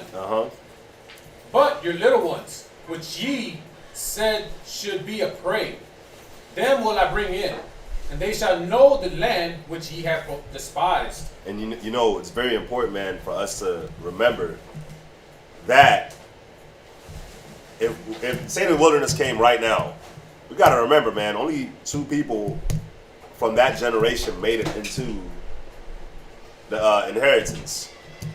So what is that like showing you? Especially when it says that the righteous shall scarcely make it. In Peter's, it says the righteous shall scarcely make it. What should you be on guard for? Anybody. If 2 people during this time, Joshua and Caleb, made it into the promised land, and we're supposed to be going through the same things that they were going through when we go into the wilderness, right? And in 1 Peter's, it says that the righteous shall scarcely make it. What should you be worried about? Sis, scarcely making it. If the majority didn't make it in this time, then you should be like, okay, I need to make sure that I make it. I don't just want Shariah and Shayala to make it. I want to make it in there with them. You know what I'm saying? So, go ahead.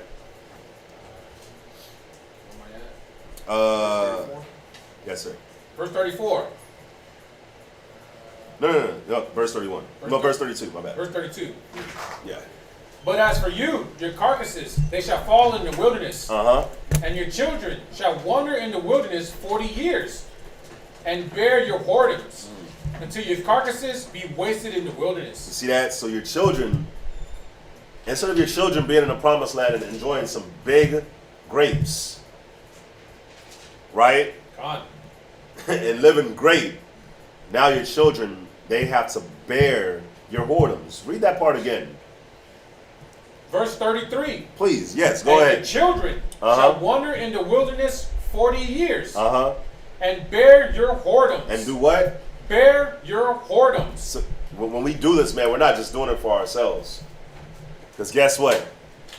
The kids, that's right, they bear our BS. Everything that we did, that we did in our lives, the kids got to bear that. The kids got to deal with the way that we were. If we came from broken households, guess what? The kids got to deal with broken households. Whatever spirits we had on us, now these kids, they got the spirits on them. That's right. We were prideful, full of anger, contentious, strife, slothful, whatever it is, the kids now gotta bear that. Pick up the same spirits. They pick up them same spirits. Until your carcasses be wasted in the wilderness. Verse 34. After the number of the days in which ye search the land, even 40 days, each day for a year, ye shall bear your iniquities, even 40 years, and ye shall know my breach of promise. You're gonna do these 40 years day for day. Day for day. Quicker trip. You're not gonna get in for good behavior 85% of your time. No. Even 40 days, each day for a year. Each day for a year. after the number of the days in which ye searched the land, because we searched the land for 40 days when we were in there. Man, they should have searched it for like 2 days. Oh, ran in and run back out? When they searched the land, they were in there for 40 days, and that's why we got 40 years. They should just ran in and ran out. Like, well, you know why he gave us 40 years? Because we were in that land for 40 days. And we seen that we should have picked up on everything in those 40 days. You know what I'm saying? To be able to be able to beat the giants and get them out the land. Because what were they doing in 40 days? Just sitting there, just looking at them? They had to spy out the land and see what was going on. You're supposed to be spying out and getting ready to go in. Man, they probably went in and was like, whoa, hell yeah, let's go hit the beach. Joshua, Caleb, y'all coming? Oh, nah, man, we all right, man, we gonna hit this beach. Y'all tripping. Dead Sea? Okay. Yeah. It was like, we gonna hit the beach. Nah, The scripture don't say they were hitting the beach, but what were they doing in the land for 40 days instead of doing what they were supposed to do? Right. I was gonna say, isn't that why Joshua and Caleb were able to come back with a good report? Yeah. Because they followed the instructions. He said, look for the weakness and the strength and Yeah. for the plentiful and the bountiful stuff. And, They didn't come back with the grapes. right. They're like, hey, look at these grapes. Y'all see these grapes? They didn't do that. They were, listen, these giants, we could take them out. But hey. Because if you think about it, if they went in there for 40 days, the first look at them and they were fearful, that means they gave up the first time they looked at them. The moment they saw them, they were in fear. That means that they sat there, waited on Caleb and Joshua to do their job and didn't do anything. Think about it. Probably just didn't do anything. That's why I'm looking at it. I'm trying to. Well, if they were in there for 40 days, bro, they were probably enjoying the land, living it up, eating grapes, doing grapes, just relaxing. Yep. While Joshua and Caleb was actually, yeah, man. Yeah, spying out the defenses, their weaknesses, doing their job. So, yeah. Because everything has a weakness. Right. So yeah. That's so yeah, day for day, 40 years, day for day. You're gonna do these 40 years. They weren't paying attention, or they weren't thinking about the risk versus reward factor. When you consider the risk and reward, you're fighting for not just yourself, your nation, your children. They were like, oh, our children are going to be for prey. Our wives are going to be ravaged. We're going to die by the sword. But they didn't think about, they brought back the grapes and stuff like that to show like, oh, this is a great land. But why even bring back those grapes to brag about how good the land is if you don't think the land is even good enough to fight for? Yeah. Why bring back that report? Why even bring it back? Yeah. Because like they could have been like, hey, you know what? The land ain't really all that. They got some nice food. It's nice. The Giants is here. So look, it really ain't as good as we thought it was. God. They could have brought back that report. Mm-hmm. They was like, no, we too scared. Hey, you know what's crazy? I got a question to ask everybody online, everybody in class. I'm gonna ask everybody too. Say, that time comes, here in America where they're putting the Israelites to death, right? And you got to, I think we went over it like last Friday or something. You gotta they're like, you gotta bow down to this Edomite, this white Jesus. Or die. Or get tortured, right? Get waterboarded. Remember President Bush was waterboarding people? Strap them down to the chair, put a towel over their face and pour water on them. So you go through, you feel like you're drowning, but you're not. But you do feel like you're drowning. And they keep doing it until you start giving up secrets and stuff, right? Say you finna go through that. Say they finna put you into a hot, burning bull. They was gonna sacrifice your butt to Molech. They was gonna light that statue on fire and let you sit on it. And it was gonna kill you. But to avoid all that, all you have to do is denounce being an Israelite and denounce the Most High. Magun, what would you do? I'll stay with the Most High. You sure? Shemayala, what would you do? I don't even gotta ask, huh? That's, you know what? The reason why I'm kind of hesitant because I don't like to be quick to say, oh, I would drop dead. Because I know we can say that, but flesh. In that moment, and that's why. But there's a reason why, because I know that in the moment it's gonna be tough. Right. Because everybody's gonna be scared. Come on, man. Even Yahweh Shai, he knew what he was gonna go through. He cried tears of blood, and he asked the Most High not to go through it. Right. But capital B-U-T. During that time, hopefully I'll be able to weigh the options. Okay. If they burn me to death, they didn't do nothing but kill this body. Okay? But what about if I still out like that and set out the Most High? What about the eternal fire? Now this may be a fire for what? You know, I'm just talking about an hour of torture, whatever. Yeah. Am I gonna weigh my options on? Oh no, I'd rather go on just, you know, I know this is suffering and terrible, but I'd rather take it than to be eternal. You know what? And that's what I was gonna say. That's what I was gonna say. I'm not even gonna ask nobody no more. Sorry about that. Everybody, just raise your hand if you're gonna just die the death. I'm dying to death. Yes. Now, there's a reason why I'm bringing all this out. There's a reason why I'm asking y'all this, because y'all got to see, y'all gonna die anyways. That's right. And I'm not talking about like we all die. I'm not talking about that. If you're put into a situation like that, you have to understand that this is death. Most High is ready for me. You have to understand that. You see what I'm saying? This is the Most High. He's ready for me. Right. So what I have to do is, it's two options. In this situation, you have two options. Either way, the Most High is ready for me. So I can either stand with the Most High and let Esau kill me and live forever, Right. and my name go down forever Absolutely. as one of the greatest ever, and you're in the kingdom and you're in Abraham's bosom, or you can sell out the Most High and you die anyways. And you just die a slow death, and then you will die. And then when you die, because think about the first thing that Judas did. As soon as he sold out Yahweh Shai, he was like, I betrayed the son. Innocent blood. That mind, he couldn't take it. He couldn't take that mind. And so if you sold out Yahweh Shai and you were living, you would be like Judas. You would be like, man, my mind can't take this. You would know that you're gonna die. You would have just rather you had just died then.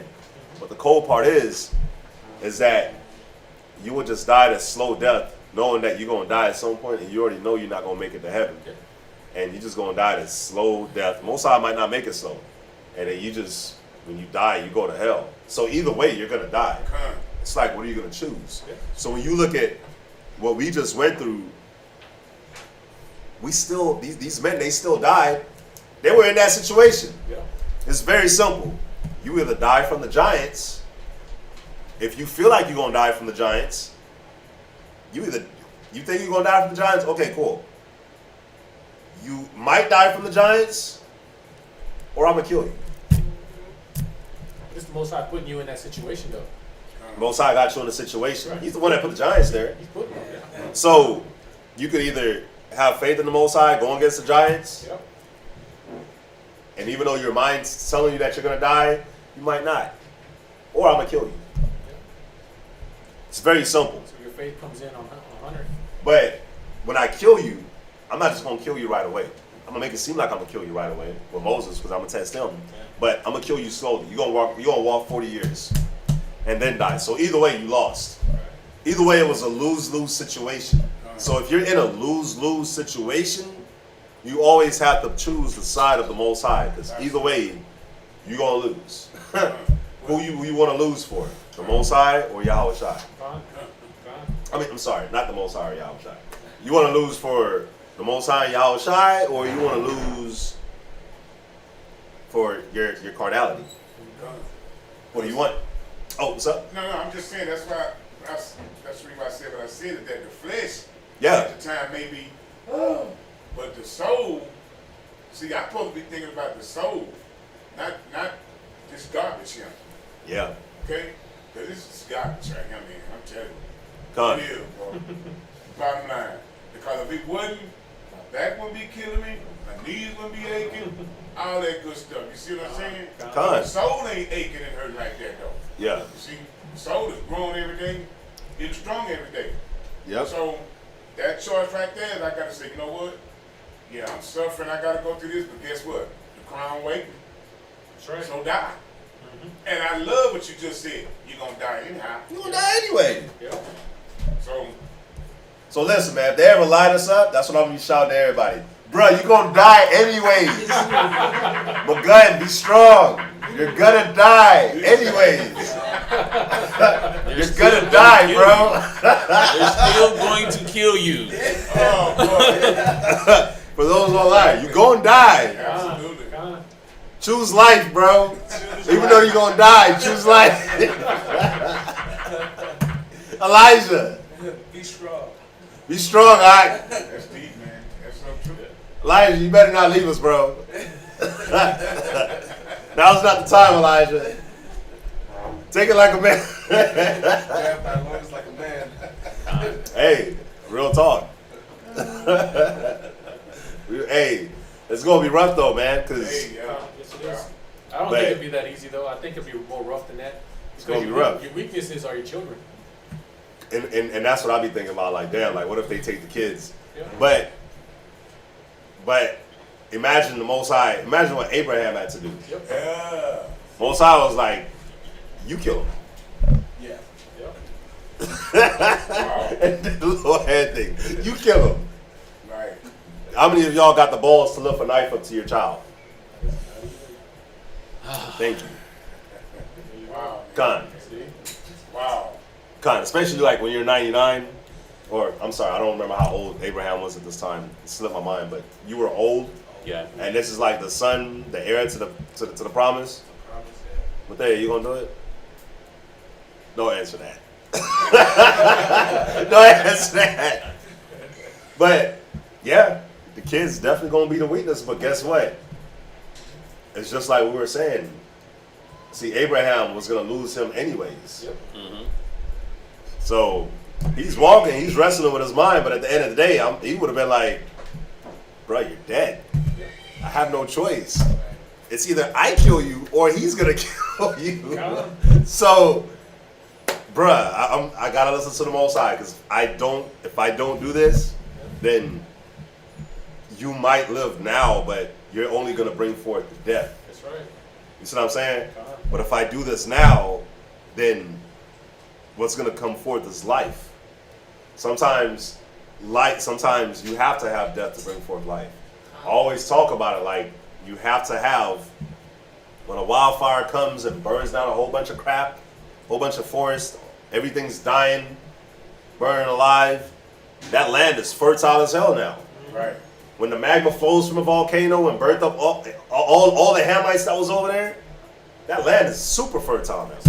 Extremely fertile. You see what I'm saying?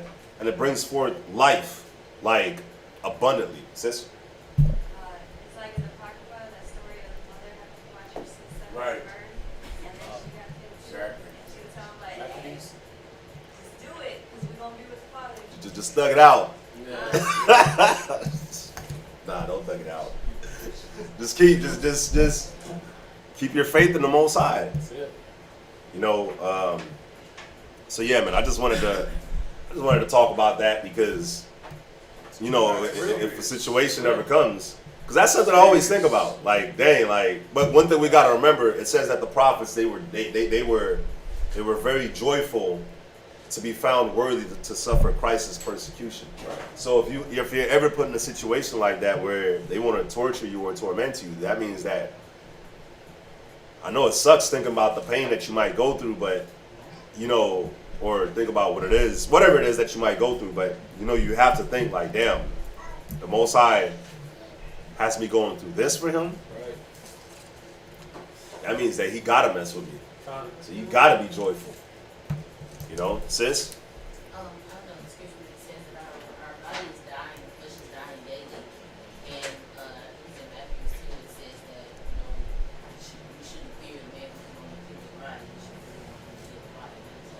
Yeah. We always put that in our mind. You know, It may help.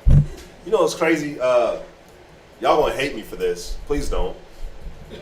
But there's a quote that a guy, a rapper, that's only worth $50 said.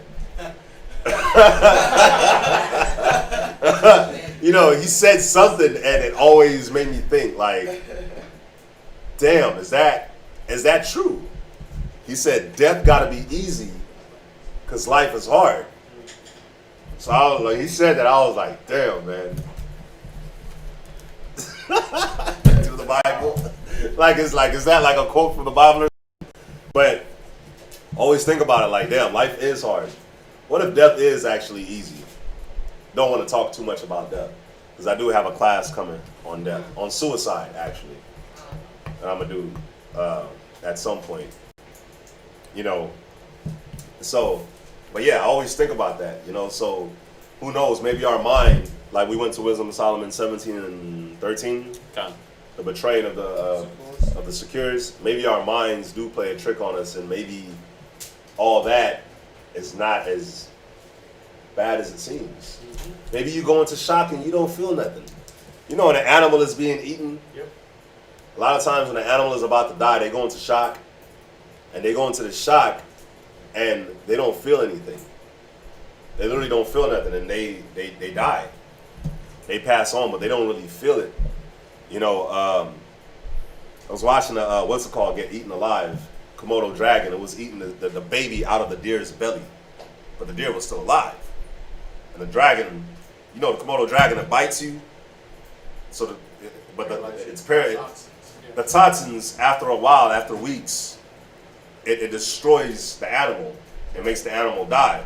So the Komodo dragon, it bites you, bites the deer, and it just follows the deer for 3 weeks. It already knows the deer is going to die, but the deer doesn't realize he's going to die yet. So it just follows him. It just bites him and just trails him, follows him 3 weeks, 2 weeks, until the deer can't move anymore, because the leg gets so messed up and it can't walk. And it'll just come, keep biting it, making the process go faster. So this deer, it was pregnant. And Komodo dragon goes right for the belly. The deer is still alive. Komodo dragon goes right for the belly and just eats the baby. I know, why am I talking about this, right? But it eats the baby out of the belly while the deer is alive. But when you looked at the deer's eyes, the mother, it was alive, but you could see this glossed over look. Right. Like she was already gone. And the eyes, like she was already gone, like she was in shock. Because you didn't hear her scream. Like she's like sitting up. She might yell out like a little yelp every now and then. Right. But she just sat up, and Komodo dragon ate the baby, and then she laid down, and then she ended up passing. But it was like you didn't see like too much pain from the animal, because it like went into shock. Wow. But I know, yeah. A lot of y'all look sad now, like, damn. Nature, you scary. Hey, Most High, you scary. Most High is very scary. He did that with an animal. He did that with us too. We had our babies ripped out. Women had their babies ripped out of their stomach. Right. The 9.5. All the 12 tribes. But Simeon especially. Simeon was getting those babies ripped out of them while they were alive, man. The Dominicans, they was getting them babies ripped out while they were still alive, and the skulls being bashed. Putting two horses on each side of the woman and yanking her apart. With the baby still in her, like they did that. So, but yeah, back to the reading though. I just wanted to, huh? I see why the Most High say he hate Esau. Yeah, because who does that, bro? What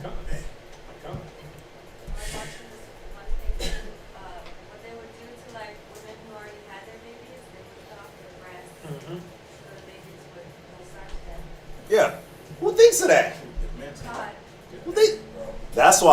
That's why, like I said earlier in the class, listen, y'all gotta pray for Esau to reach the height of their sins, man. They were doing all that, but that was partly our fault as well. But if they were doing all that, and we know that that was wicked as hell, imagine just how wicked they are now. That's true. Imagine just how wicked they are now. Y'all heard about Pizzagate and stuff like that? Y'all know about Pizzagate? Y'all heard about Pizzagate? Quick story on Pizzagate. So Pizzagate, Pizzagate is a conspiracy theory that's probably 100% true. Especially because we read the Bible, it's probably 100% true. That whenever you saw, like, y'all remember when Donald Trump like first became president, or when he was running against Hillary to be president, he was like, show us the emails, Hillary. Show us the emails. Why you destroy the computer? Do y'all remember any of that? So, she destroyed that computer because of Pizzagate. There was evidence on there of Pizzagate. Now, Pizzagate was something that they did in the White House. Not just Hillary, but Obama and a lot of these celebrities, where they used code words for children that they would get and molest them and kill them. So, yeah, so they call it Pizzagate. So, like, for instance, like, they'll be at the White House and Obama would order a pizza with extra sauce. Wouldn't order no pizza with extra sauce. Dang, bro. The pizza was like a young boy, a certain age, and the extra sauce was like, bring a lot of them. Yeah. So that was what Pizzagate was, sis. Well, she had like a whole server, not a computer, like a whole secret server, and then they had like a pizzeria front. There was a pizza spot. Yeah, you're right. Like they had the pizza front, and then they kept the kids at the bottom, and then they were, like, Yeah. So it was on the East Coast. So it was on the East Coast, and it was like a pizza. It was a front, like a pizza shop. And they probably did serve pizza. But like when you went inside this pizza shop, you saw all kinds of celebrities was in that pizza shop too. And it was like, it's not like a Little Caesars where it's everywhere. It's just a regular basic pizza place. And you would be like, why is this celebrity in here taking pictures in here? Why is Obama in here? What's so special about this place? But at the bottom of the shop, at the bottom of the pizza spot, they had like kids that they would get. And these kids, they was just there. And they will call into the place, and they'll make it seem like they're ordering a pizza, but really they're ordering a little kid. So a lot of these kids that go missing, that's being abducted, especially at the borders right now, that's what they're doing, and it's all coded. Like, you ever heard when Hillary? Y'all can look it up. Y'all can look it up where the vice president, she asked somebody, what is it that I need to know about Joe Biden? And it was like, well, Joe Biden really likes ice cream. Yeah. Ice cream was code for little boys. Yeah, ice cream was code for little boys.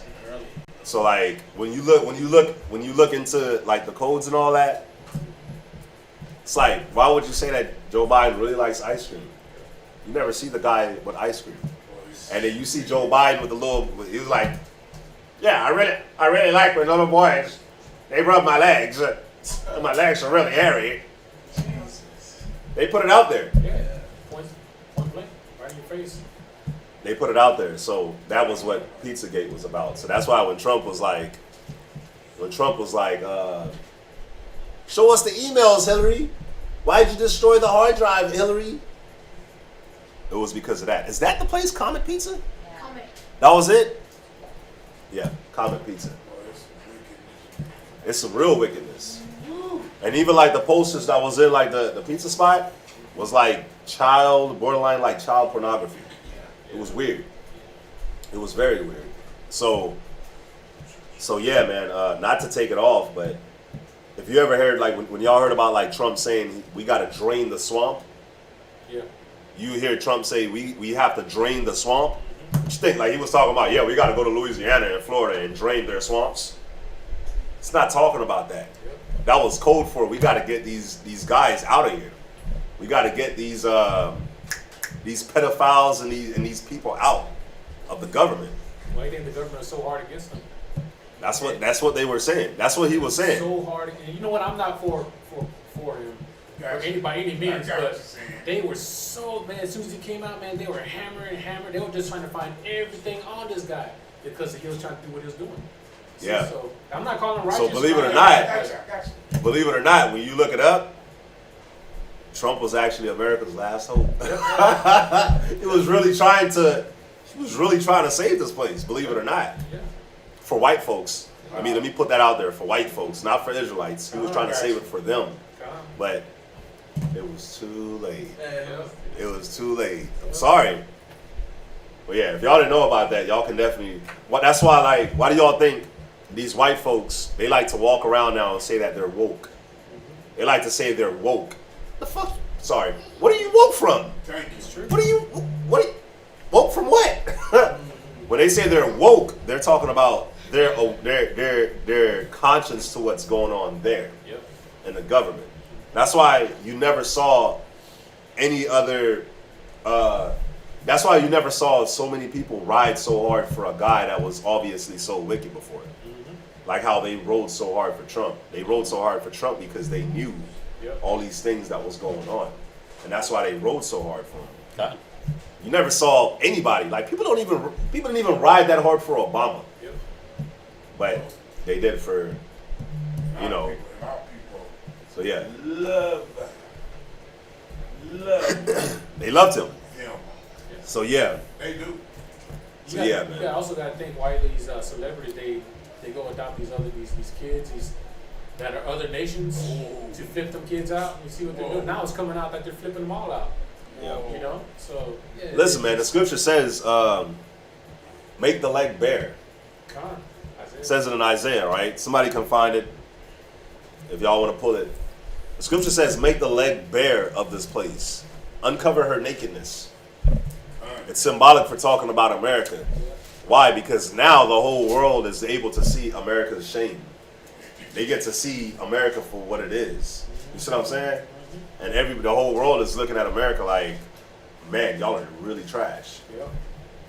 Y'all are some racist, prejudiced, wicked, pedophiles, faggots, all that. You know what I'm saying? It's Isaiah chapter 47 and verse 2. It says, take the millstones and grind meal, uncover the locks, make bare the leg, uncover the thigh, pass over the rivers. Thy nakedness shall be uncovered. Yea, thy shame shall be seen, and I will take vengeance, and I will not meet thee as a man. Yahushua will not meet this place as a man, y'all. This is going to be bigger than a man. That's right. What he's going to do to this place is much bigger than what we can do. That's So right. please, let's leave the vengeance to Yahushua, because I want to see what he's going to do. I know what we can do. We can break a couple jaws. You know what I'm saying? We're good at, Israelites are great at stomping. Somebody gonna get stomped out. But I want to see Yahushua. Well, say it again. I want to see Yahushua do it. You know what I'm saying? I might. Ramiro dropped something on my toe yesterday at work. And before that, Uriah dropped something on my toe the other day, like the stop before. Hold on. So you didn't tell me about this. So he dropped something on my left toe, my left big toe. Uriah dropped something on my right big toe. I'm not back to back classes. What so, happened to me? God, it wasn't that bad though. So my feet hurt. I'm not trying to stomp on nobody. I want to see Yahushua do it. You know what I'm saying? God, but let's get back to the reading. Numbers chapter 14, verse 35. God. I, the Most High, have said, I will surely do it unto all this evil congregation that are gathered together against me in this wilderness. They shall be consumed, and there they shall die. Go ahead. And the men which Moses sent to search the land, who returned and made all the congregation to murmur against him by bringing up a slander upon the land, even those men that did bring up the evil report upon the land died by the plague before the Most High. Go ahead. But Joshua, the son of Nun, and Caleb, the son of Jephunneh, which were of the men that went to search out the land, lived still. So like I was saying, you gonna die. You gonna die. Either way. You gonna die. But look, there's a chance that you'll live if there's always a chance that you'll live if you choose the Most High side. So choose the Most High side. Go ahead. Verse 39. And Moses told these sayings unto all the children of Israel, and the people mourned greatly. Yeah, but y'all were just mourning. Y'all were just mourning because of the giants. And now when y'all were just talking about, we were just talking about how we'd rather go back to Egypt and stay in the wilderness than go in and take care of the giants. And now when Yahweh Shai is like, yeah, I'm going to make y'all stay in the wilderness. And y'all gonna walk. Y'all still want to mourn? I can't win. You can't win. Go ahead. Verse 40. And they rose up early in the morning and got them up into the top of the mountain, saying, Lo, we be here, and we will go up unto the place which the Lord had promised, for we have sinned. And Moses said, Wherefore now do ye transgress the commandment of the Most High, but it shall not prosper. So we mourn greatly. And then in verse 40, what did we say in verse 40? Read this again. And they rose up early in the morning and got them up into the top of the mountain, saying, Lo, we be here, and will go up unto the place which the Lord had promised, for we have sinned. And now, after Yahweh Shai said everything that he said, now we're like, bro, we're already here. Let's just go up. But Yahweh Shai already said what he said. So what did Moses say? Go ahead. And Moses said, Wherefore now do ye transgress the commandment of the Most High. So now you're gonna transgress again. When he told you to go, you didn't want to go. And now he says, don't go. You've been walking here for 40 years. And now you're like, I'm going to go. So what is that showing you about us? We're rebellious as hell, man. We are rebellious as hell. Yahweh Shai says, go. We're like, I don't want to go. He's like, okay, well, don't go. I want to go. So it's like Yahweh Shai should have been like, yeah, y'all don't go. From like the jump. But it just shows you, man, we're rebellious as hell. We just want to do whatever we want to do. He could just be like, do what you want to do. You know, like when you pull back, you keep trying to direct, guide, correct, and all the correction just goes in one ear and out the other. You try to direct, and then just like you finally just pull back and say, you know what, just do what you want to do. Yep.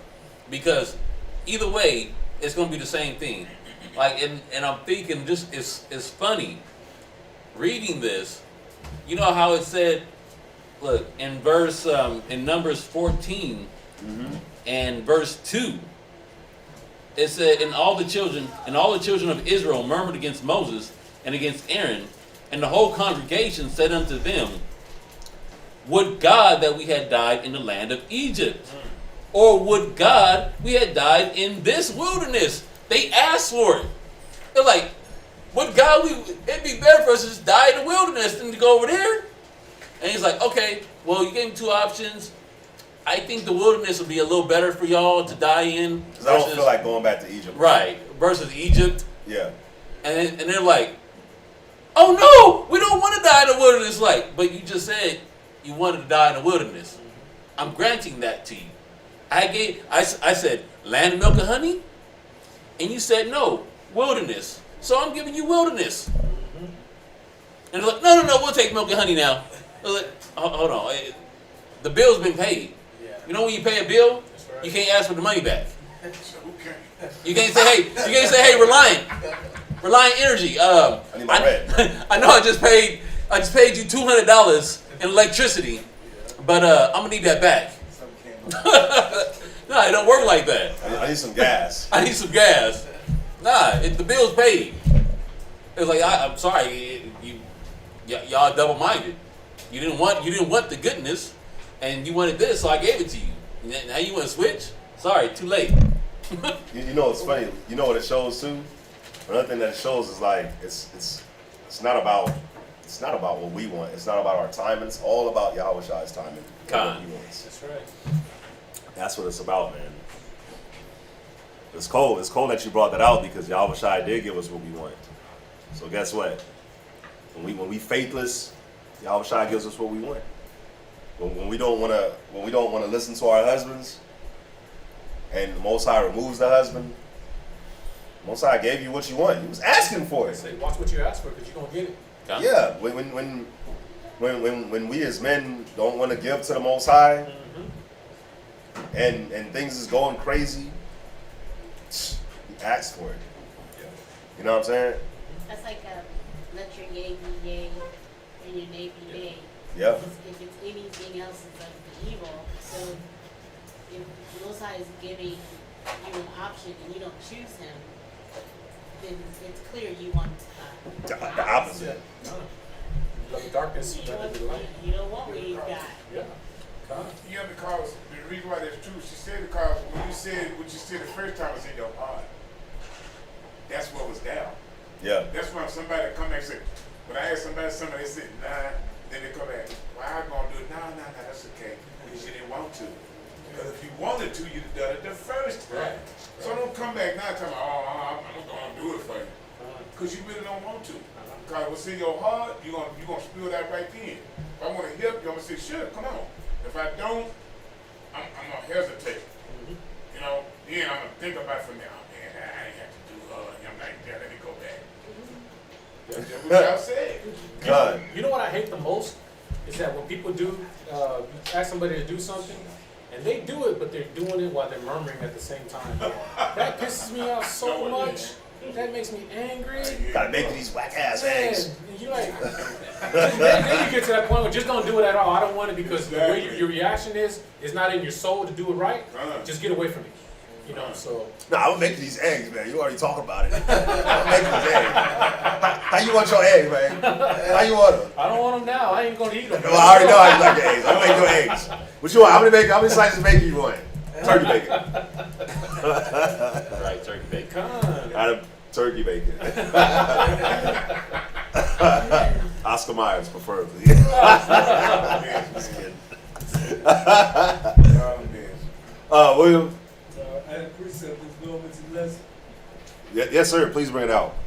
2 Maccabees chapter 6, verse 12. I beseech those that read this book that they be not discouraged with these calamities, but that they judge those punishments not to be for destruction, but for a chastisement of our nation. God, bro. Nice. Good one. Because guess what? If it was for destruction, our kids wouldn't have made it either. Right. It was for a chastening, meaning you were supposed to learn, and guess what? The kids was able to learn. Like, damn, I don't need to be like mom and dad. You know? So, Con. Read on. Verse 41.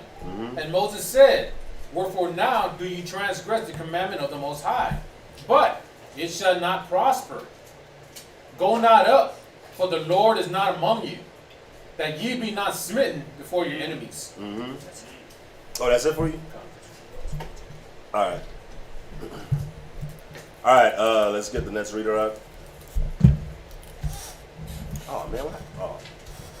Let's see. Who wants to come up? Got like 4 people. Nobody want to come up? See, man, y'all gonna get us killed.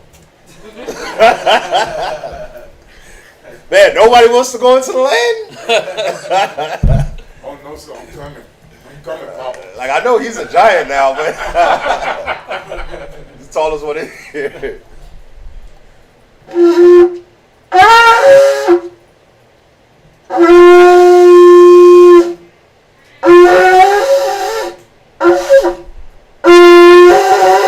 Damn it. Forgive me. Shema Allah, Shema L'Shah, Yahweh, Ban Yasha Allah. Shemai Allah, Shabbat Tashal, Yahweh, Ben Yashar Allah, Men of Israel, Amalim, Barak. Yahweh Shema Shabbat Yahweh Shem Yashar Rakatah.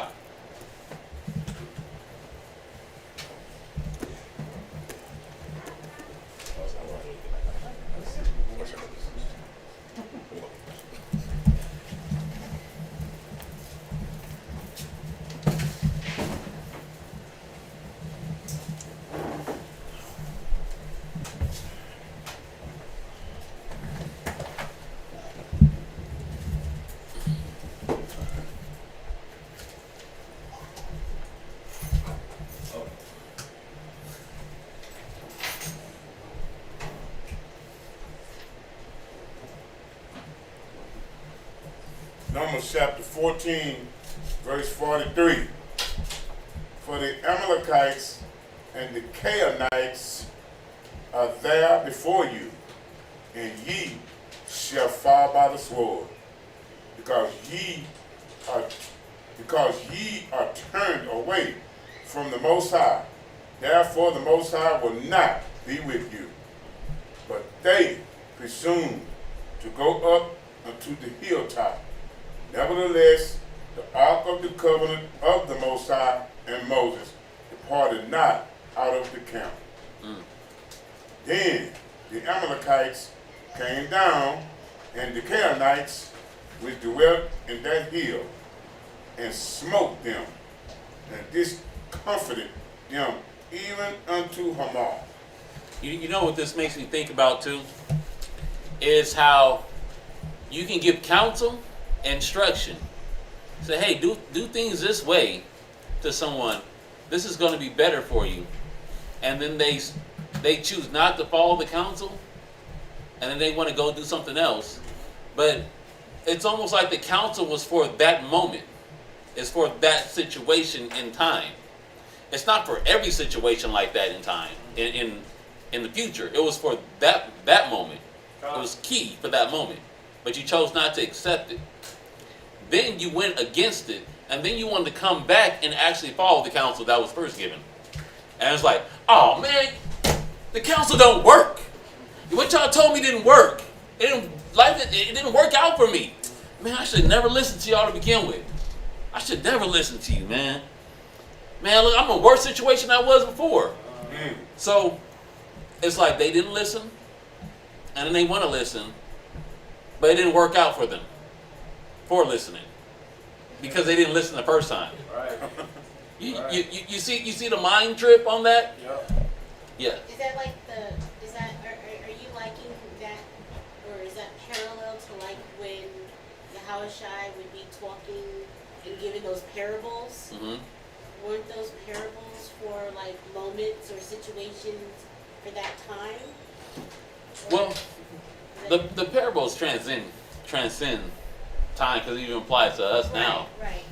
But it's more like, it's like, for example, I got trash pickup. Trash picks up in my neighborhood on Tuesdays and Fridays. And I'm like, okay, make sure the trash is out Monday night so you don't have to worry about getting up Tuesday morning to put out the trash. But then Wednesday come around and you want to put out the trash, but you chose not to do it on the day that it was supposed to go out. Just because you go out and do it now don't mean it's going to all of a sudden get picked up. It was for that moment. You were supposed to do it right then. Not try to not listen and then come back and try to do it again. The moment's passed. It's almost like even in sports, certain plays are called for a certain time, like a football play, or a pitcher's supposed to throw a certain type of pitch, and it was for that hitter or for this team at that moment. Right. Now, if you don't listen to it or follow the instructions at that moment, well, then if you want to try to go back and do it, the timing is off. It's not the right timing. It's like that. So the timing was off. It's like, no, I gave you the perfect timing. I'm with you. Let's go do it. But then you didn't want to go do it. Well, you missed your opportunity. It's not going to be right another time. It's like if you miss a blitz because the blitz was called on the first down, Right. And you didn't do it, Right. And then you try to do it on the fourth down, and the blitz doesn't work because at that time in the first down you should have did the blitz. Exactly. Okay. Perfect analogy. Steelers fan. Steelers fan here. Gold said. Look at all that jumping blitz. I know, right? I have to use analogies with Still football Steelers fans. because I understand football. Yeah, but it's just like that. God. It's just like in the council. And then whoever received the counsel, whether it be a brother or a sister, they don't take heed to the counsel, but then they want to later try to follow the counsel, and then they blame the counselor for the counsel not working. You didn't use it when it was when you were told to apply it. Just like here, you didn't go in and take the promised land when you were told to go take the promised land. But now you want to be mournful and sorrowful and go back and try to take the promised land? It don't work like that. You got to apply. I tell you a funny story real quick. My dad, he taught me how to drive. When I was driving, he would say, turn right. And I'd be like,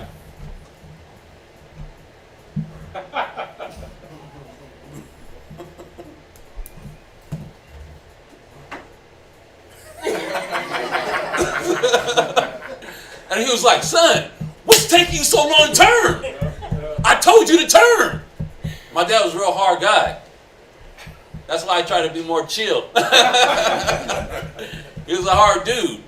And he was like, son, I told you to turn.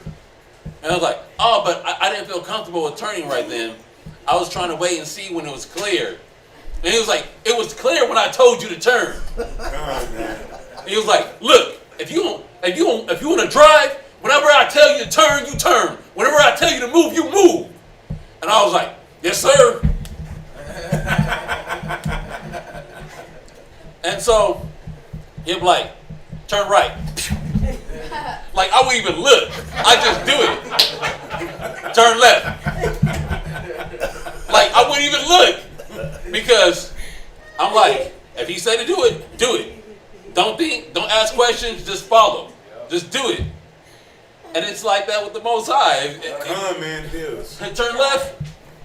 Yeah, because you know why? Because if you would have crashed his car, you would have been like, bro, I'm just doing what you said. Yeah, it'd be his fault. It'd be his fault. I'm just doing what you said. God. But it's these moments in that you're supposed to apply, but then you don't apply. Yeah. And then you want to try to come back and apply. So let's say for the driving example. Let's say he said turn right, and I'm like, I don't feel like it. And I look over my shoulder and I'm like, well, but he said just turn right. Crash into somebody. It's like you didn't go when I told you to go. Right. You waited and then thought like, oh, okay, I'm gonna go ahead and listen now. And then you end up in a bad situation. So this hit my mind just in reference on how people will take instruction and how we will take instruction and how we will take counsel and not want to apply it then and then come back and then try to apply that same counsel for a different situation. Yeah, what I like about that is somebody once upon a time asked me about the beard growing, right? Uh-huh. So what do God got to do with somebody growing a beard? And I told him at the time, I don't know, he just said to grow it. Right. So I'm doing it. You see? Right. I'm not going to try to ask him what's the explanation, why you want me to grow a beard for. I'm not going to ask the Most High that. I'm just going to, okay, the Most High said grow, I'm going to grow. Yep. Okay? That's what they call obedience. That's called obedience. Just do it. It might seem not right to my mindset because the mind can't anyhow. So when he tells me to do something that don't seem right to me, in other words, what probably seem right to me is garbage to the Most High. You see? So vice versa, let me reverse that. Okay, the Most High told me to do this, it don't seem right to me, but I'm going to do it. Because he told me to do it, he know what he's doing. I want to do it like this. You see? But he said do it like this, so let me go do it like that. So let me grow the beard. I know the beard is wild and crazy looking to y'all and all this kind of stuff, but the Most High said to grow it. They don't cut it off. Yep. That's obedience. But the beautiful part about that, even you roll in obedience, right? Come. But the Most High, he doesn't want to lead you without understanding. Come. Oh, absolutely. He's not like just do it because I say do it. Right. He's telling us something for our benefit.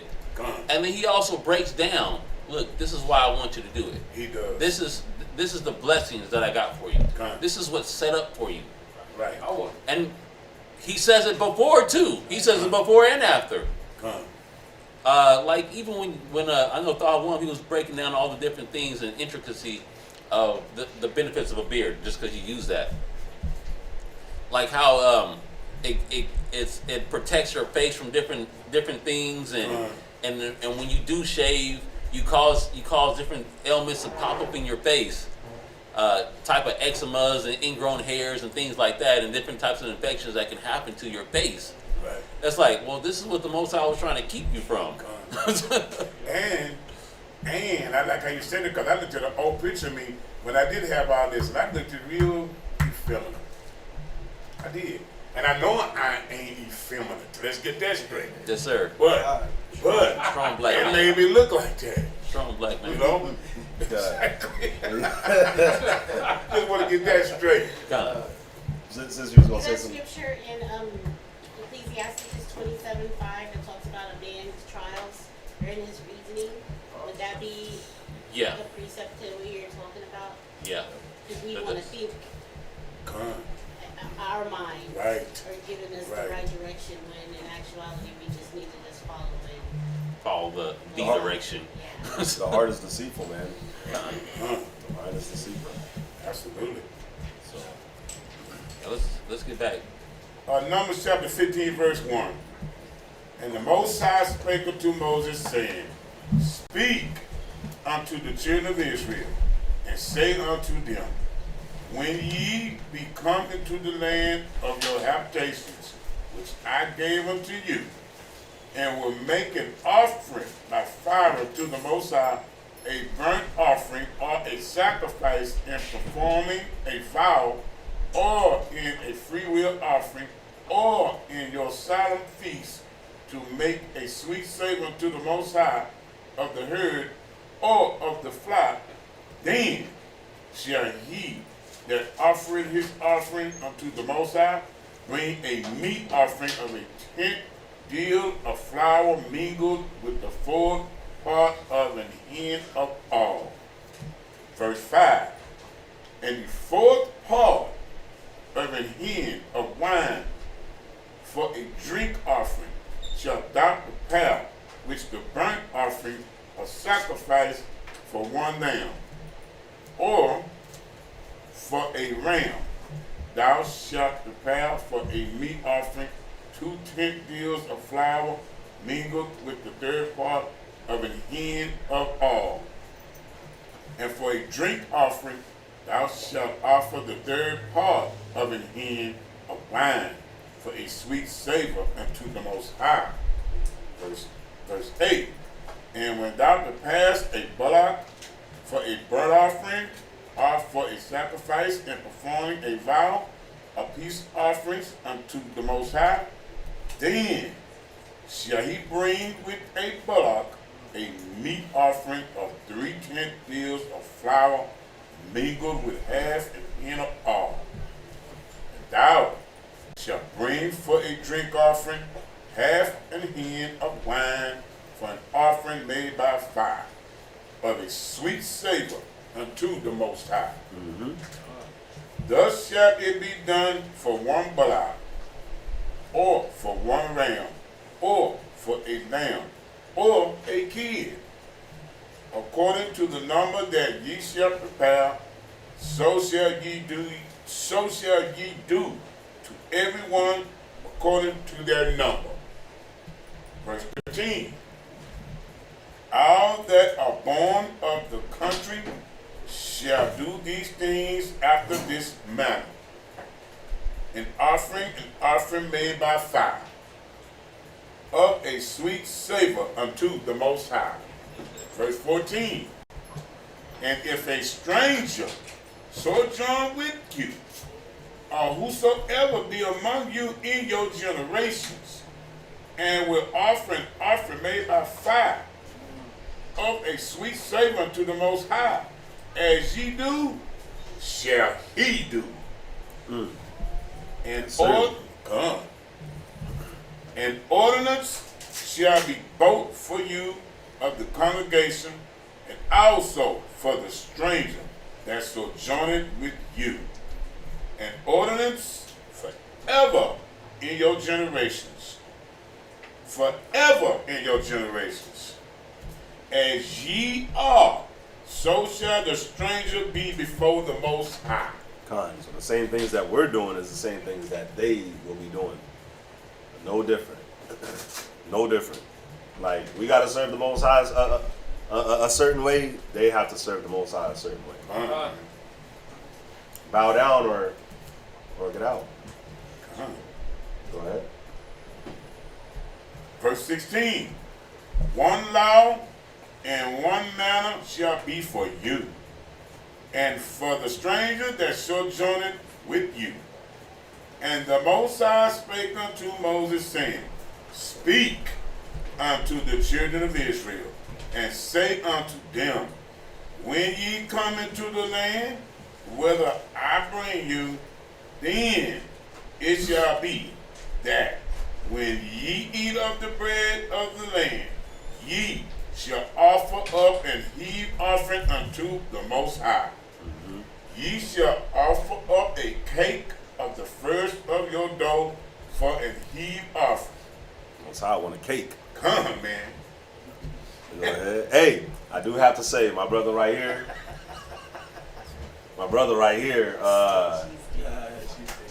he was for real. So last Saturday, he did buy your boy a nice cheesecake. I didn't share it though. I did. I couldn't eat all that cheese. I would. Don't get me wrong. I would love to try to eat all that cheesecake, but Wow. I couldn't do it. That's why I shared it. I bet it was good. Oh, it was scrumptious. So do I. Come, man. Go ahead. Verse 19. Then it shall be that when ye eat of the bread of the land, ye shall offer up an heave offering unto the Most High. Ye shall offer up a cake of the first of your dough for an heave offering. As ye do the heave offering of the threshing floor, so shall ye heave it. Of the first of your dough ye shall give unto the Most High an heave offering in your generations. Verse 22. And if ye have erred and not observed all these commandments which the Most High has spoken of to Moses. All right. That's, all right. Fifth reader, yeah.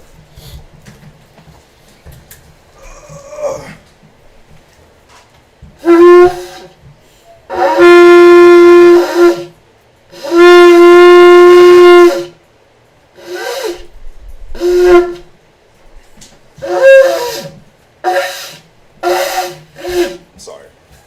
I couldn't get it right.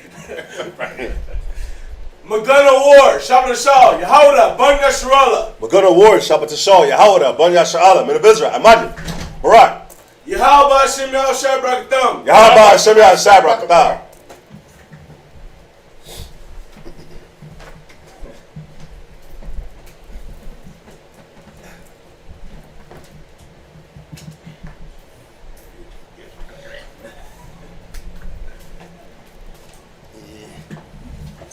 All right. Moving and grooving.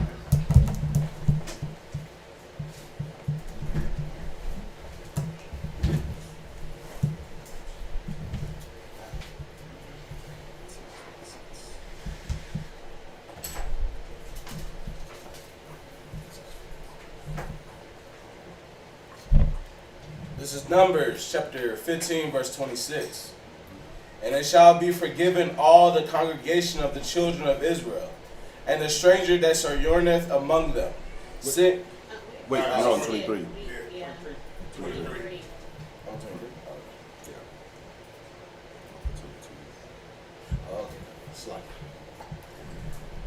Numbers chapter 15, verse 23. Even all that the Lord hath commanded you by the hand of Moses, from the day that the Lord commanded Moses, and henceforward among your generations. Then it shall be, if aught be committed by ignorance, without the knowledge of the congregation, that all the congregation shall offer one young bullock for a burnt offering, for a sweet savor unto the Most High, with his meat offering and his drink offering, according to the manner, and one kid of the goats for a sin offering. Verse 25. And the priest shall make an atonement for all the congregation of the children of Israel, and it shall be forgiven them, for it is ignorance. And they shall bring their offering, a sacrifice made by fire unto the Most High, and their sin offering before the Most High for their ignorance. Gone.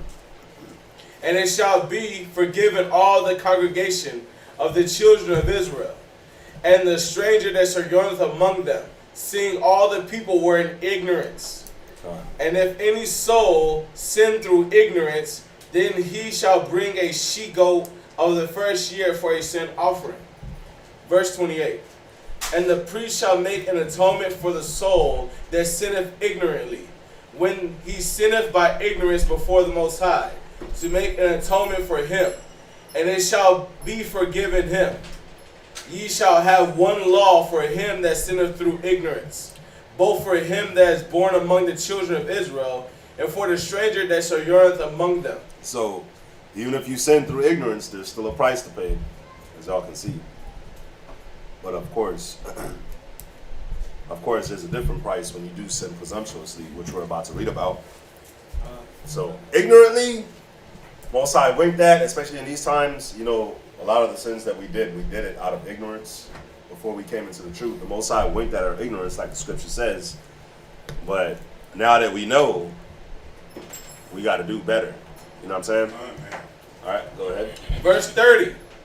But the soul that doeth aught presumptuously, whether he be born in the land or a stranger, the same reproacheth the Most High. And that soul shall be cut off from among his people, because he hath despised the word of the Most High, and hath broken his commandment. That soul shall utterly be cut off. His iniquity shall be upon him. I have a question. Yes, sis? So on 30, when it talks about the stranger, is the stranger a nation? Yeah, at this time, the stranger is a nation. So they don't know, right? They haven't been given. Well, remember, they were moving with us. Not all of us. It's like we always talk about it. Not everybody that came out of Egypt wasn't just Israelites. We had strangers that was there with us. You know, you had Egyptians that was there with us. You know, remember we were servants to the Egyptians, yes, but some of us still had servants too.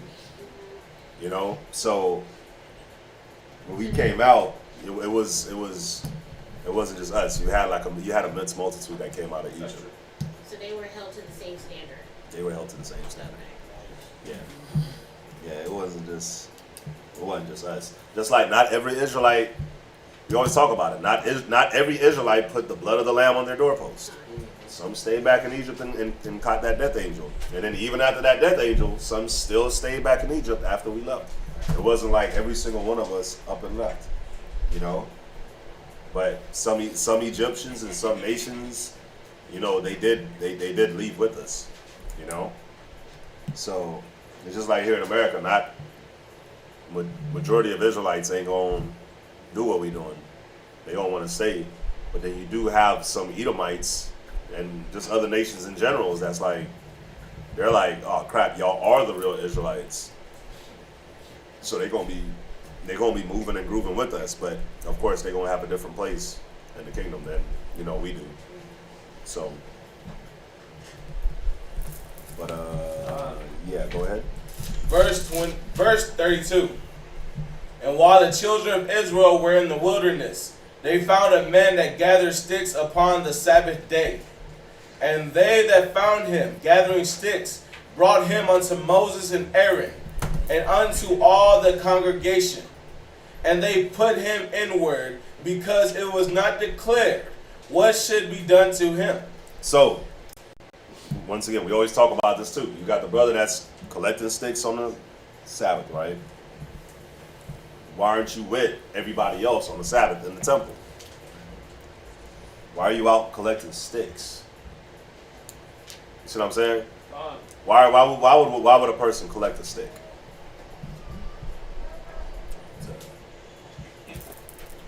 Sis? To put a fire. But the scripture also says you're not supposed to kindle a fire in your habitations on the Sabbath. So what you about to do, bro? Eat at home. Not just eat at home. There's some other things that's going on with that. You see? But you know, the scripture is showing you, man, on the Sabbath day, we were supposed to be together. We were supposed to be together, and we were supposed to enjoy the Sabbath day. Sabbath day, man, come on, man, it's the Most High's day. See what I'm saying? It's not about you doing your own will or you doing what you want to do. You should be doing the will of the Father. So, you know, man, just think about it, man. It felt like we were just here last week. You know, and just like that, it's another Sabbath. Time is flying, y'all. Time is flying. So think about it. With the way time flies, if you don't, I understand why the Most High allocated a day for us, for Himself, the Sabbath. Because time be flying so much, man. We be so busy moving around, moving and grooving, caught up with everything that we caught up in, that it's like, if the Most High didn't ordain a day, there wouldn't be a day.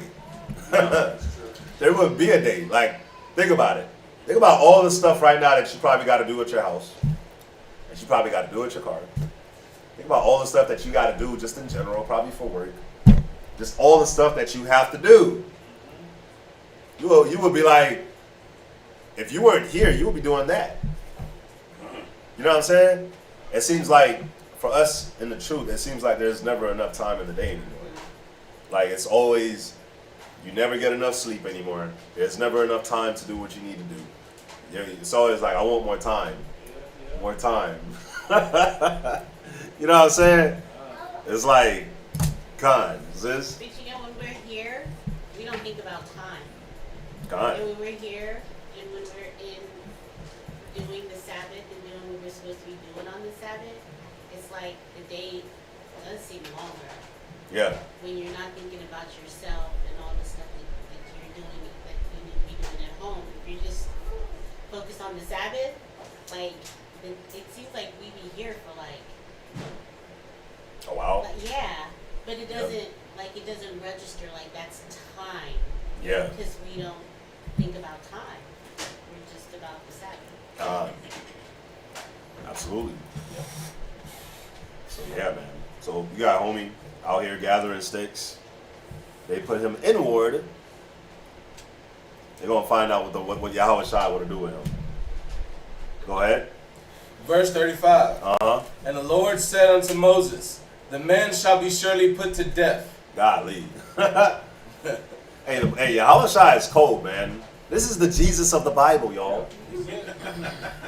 Why did he get put to death? Because he was picking up sticks. I wonder how the Christians will teach this. Man. We should go show this to a pastor. Show the pastor 1 Corinthians 10, where it talks about Yahweh Shai was the one that was killing them in the wilderness. And then show him this, like, damn, like he killed him because he was picking up sticks? Explain that. Bro, imagine you die because you picked up some sticks. Well, we know it. We understand that. He wasn't just picking up sticks. You know, I see somebody like, you know, if we all congregating, like, you look across the street and see some dude like, go get him, and they go charge him. Like, what am I doing? Like, what happened? Why y'all charging me up? Why y'all taking me before the priest? You dropping the sticks. Yeah, all that. He like confused. I'm like, what's going on? No, but he knew what he was doing though. He knew what he was doing. Like I said, what do you use a stake for? Kindle fire. So really, what's he doing? He was about to worship his God.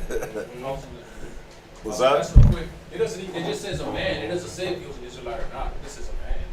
Yeah, you're right. It could have Good been a point. different nation. Good point. It says, and while the children of Israel were in the wilderness, they found a man that gathered sticks upon the Sabbath day. And they that found him gathered him. Yeah. It didn't say if he was an Israelite or not. He did. He did get that judgment though. It was like put him to death. Kill him. Like put him to death. Damn. Yeah, bro. You gonna die over some sticks. Yeah, you think Yahweh Shai asked that question? So was he an Israelite? Nah, just Yahweh Shai, what do we do? What do you want us to do with him? He's a boy. Nah, just put him to death. Read on.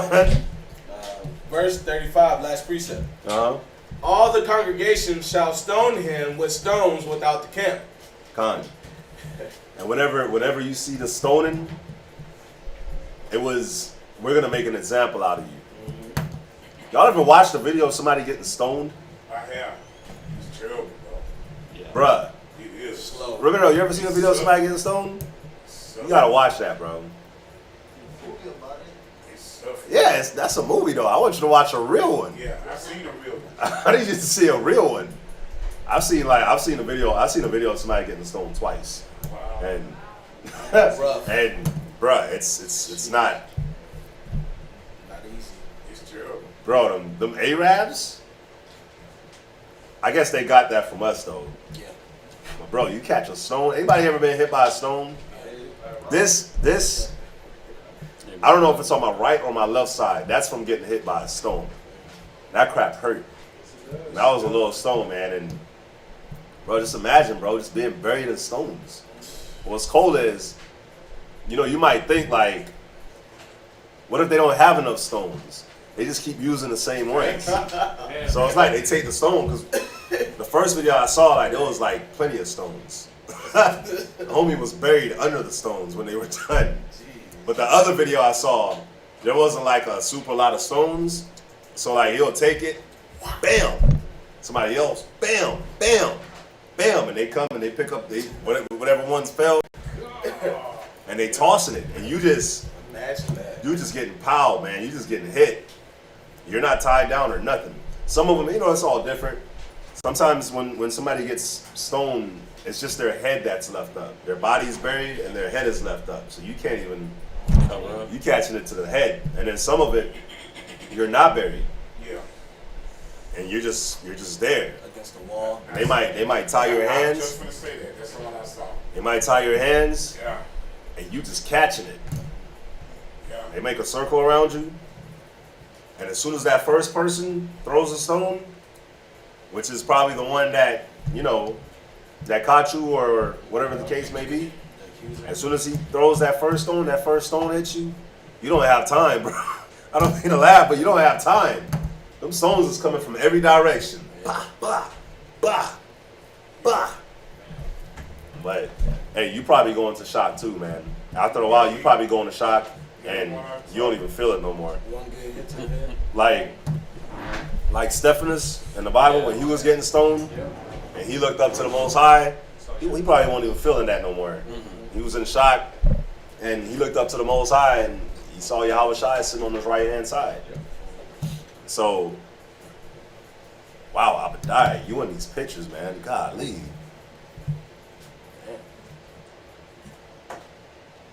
It's just rough.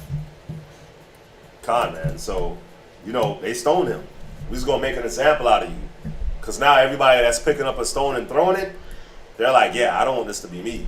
Right. Kids throwing stones, all that. So, yeah, go ahead. Verse 36. Uh-huh. And all the congregation brought him without the camp, and stoned him with stones, and he died, as the Most High commanded Moses. Uh-huh. And the Lord spake unto Moses, saying, Speak unto the children of Israel, and bid them that they make them fringes in the borders of their garments throughout their generations. So if y'all ever wondered why we wear fringes, well, here's the commandment. It's Numbers 15 and verse 38. Numbers 15 and 38. Speak unto the children of Israel and bid them that they make fringes in the borders of their garments. Go ahead. And that they put upon the fringe of the borders a ribbon of blue. Go ahead. And it shall be unto you for a fringe, that ye may look upon it, and remember all the commandments of the Most High, and do them, and that ye seek not after your own heart and your own eyes, after which ye used to go a-whoring, that ye may remember and do all my commandments, and be holy unto your God. I am the Most High your power, which brought you out of the land of Egypt to be your God. I'm the Lord your God. Con. So, if y'all were, for those that were at the Passover, if you remember the brother Aish, when he was breaking this down, it was very beautiful. You know, he brought out how, you know, each fringe represents and symbolic for a commandment of the Most High, right? So whenever you wear your fringes, remember, you're representing the commandments of the Most High. You're representing the Most High. So you leave your house with your fringes on, remember, you're holding a standard. You're representing the Most High, you're his ambassador, you're representing Israelites as a whole. But you also got to remember, you got the fringes on. You're supposed to be looking at the fringes. If your mind is going astray, you should be looking at your fringes and saying, nah, let me pull my mind back. I can't. This got to remember that you got to be holy. That's why your ribbon is blue. Kings wore blue and purple. So your ribbon is blue because you're holy, you're royal. You're a king, you're a queen, you're a priest. So your ribbon is blue to remind you that you're royal, that you're royalty. You're holy. You see what I'm saying? And then when he brought out also about the border of blue. You're gonna put that on the four corners, the borders of your shirt, the borders of your pants, the borders of your garments. It's to remind you that you gotta stay in the Most High's borders, man. Don't cross the Most High. Stay in the borders of the commandments. Don't leave the commandments. Because once you leave the commandments, you left out the Most High's borders. Anything can happen to you. You see what I'm saying? So, that's what these fringes is about, man. So, yeah, that's it for Numbers. Let's jump to Joshua. We're going to jump to Joshua chapter 2, verse 1. Book of Joshua, chapter 2, and verse 1.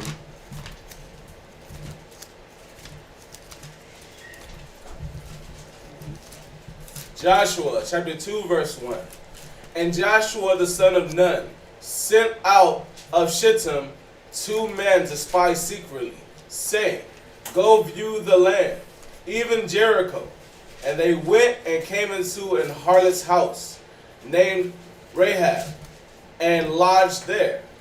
And it was told the king of Jericho, saying, Behold, there come men hither tonight of the children of Israel to search out the country. And the king of Jericho sent out Rahab, saying, Bring forth the men that are come to thee, which are entered into thine house, for they be come to search out all the country. So, it's funny because this is actually when we were about to go into our land. This is actually when we were about to go into our land, when Joshua was leading us. And so Joshua sent spies the same way that Moses sent spies. Remember, Joshua was being trained by Moses. Mm-hmm. It's the same Joshua that, remember, it was Joshua and Caleb that was going to be able to enter into the land. This is the same Joshua that was the Ephraimite that was going to be able to, lead us into the land. So he sent the spies, and the spies came into the land, and they came to Rahab the harlot's house. And the king sent to Rahab the harlot to ask, where are the men? Because we know that they come in to spy out the land because they want to take it over. Go ahead. Verse 4. And the woman took the 2 men and hid them, and said thus, There came men unto me, but I wist not whence they were. Mm-hmm. Verse 5. And it came to pass about the time of shutting of the gate, when it was dark, that the men went out. Whether the men went, I wot not. Pursue after them quickly, for ye shall overtake them. Come. But she had brought them up to the roof of the house, and hid them in the stock of flax. She had laid in order upon the roof. The men pursued after them the way to Jordan, unto was it fords? Yeah, fords. The fords. And as soon as they pursued after them, as soon as they which pursued after them were gone out, they shut the gate. And before they lay down, she came up unto them upon the roof. And she said unto the men, I know that the Most High had given you the land, and that your terror is fallen upon us, and that all the inhabitants of the land faint because of you. So guess what? Them giants, they knew this too. And they fainted. They faint too. You know what I'm saying? But see, we didn't realize it. Instead, we fainted. Instead of them fainting. Because guess what? when, do y'all remember the story of David and Goliath?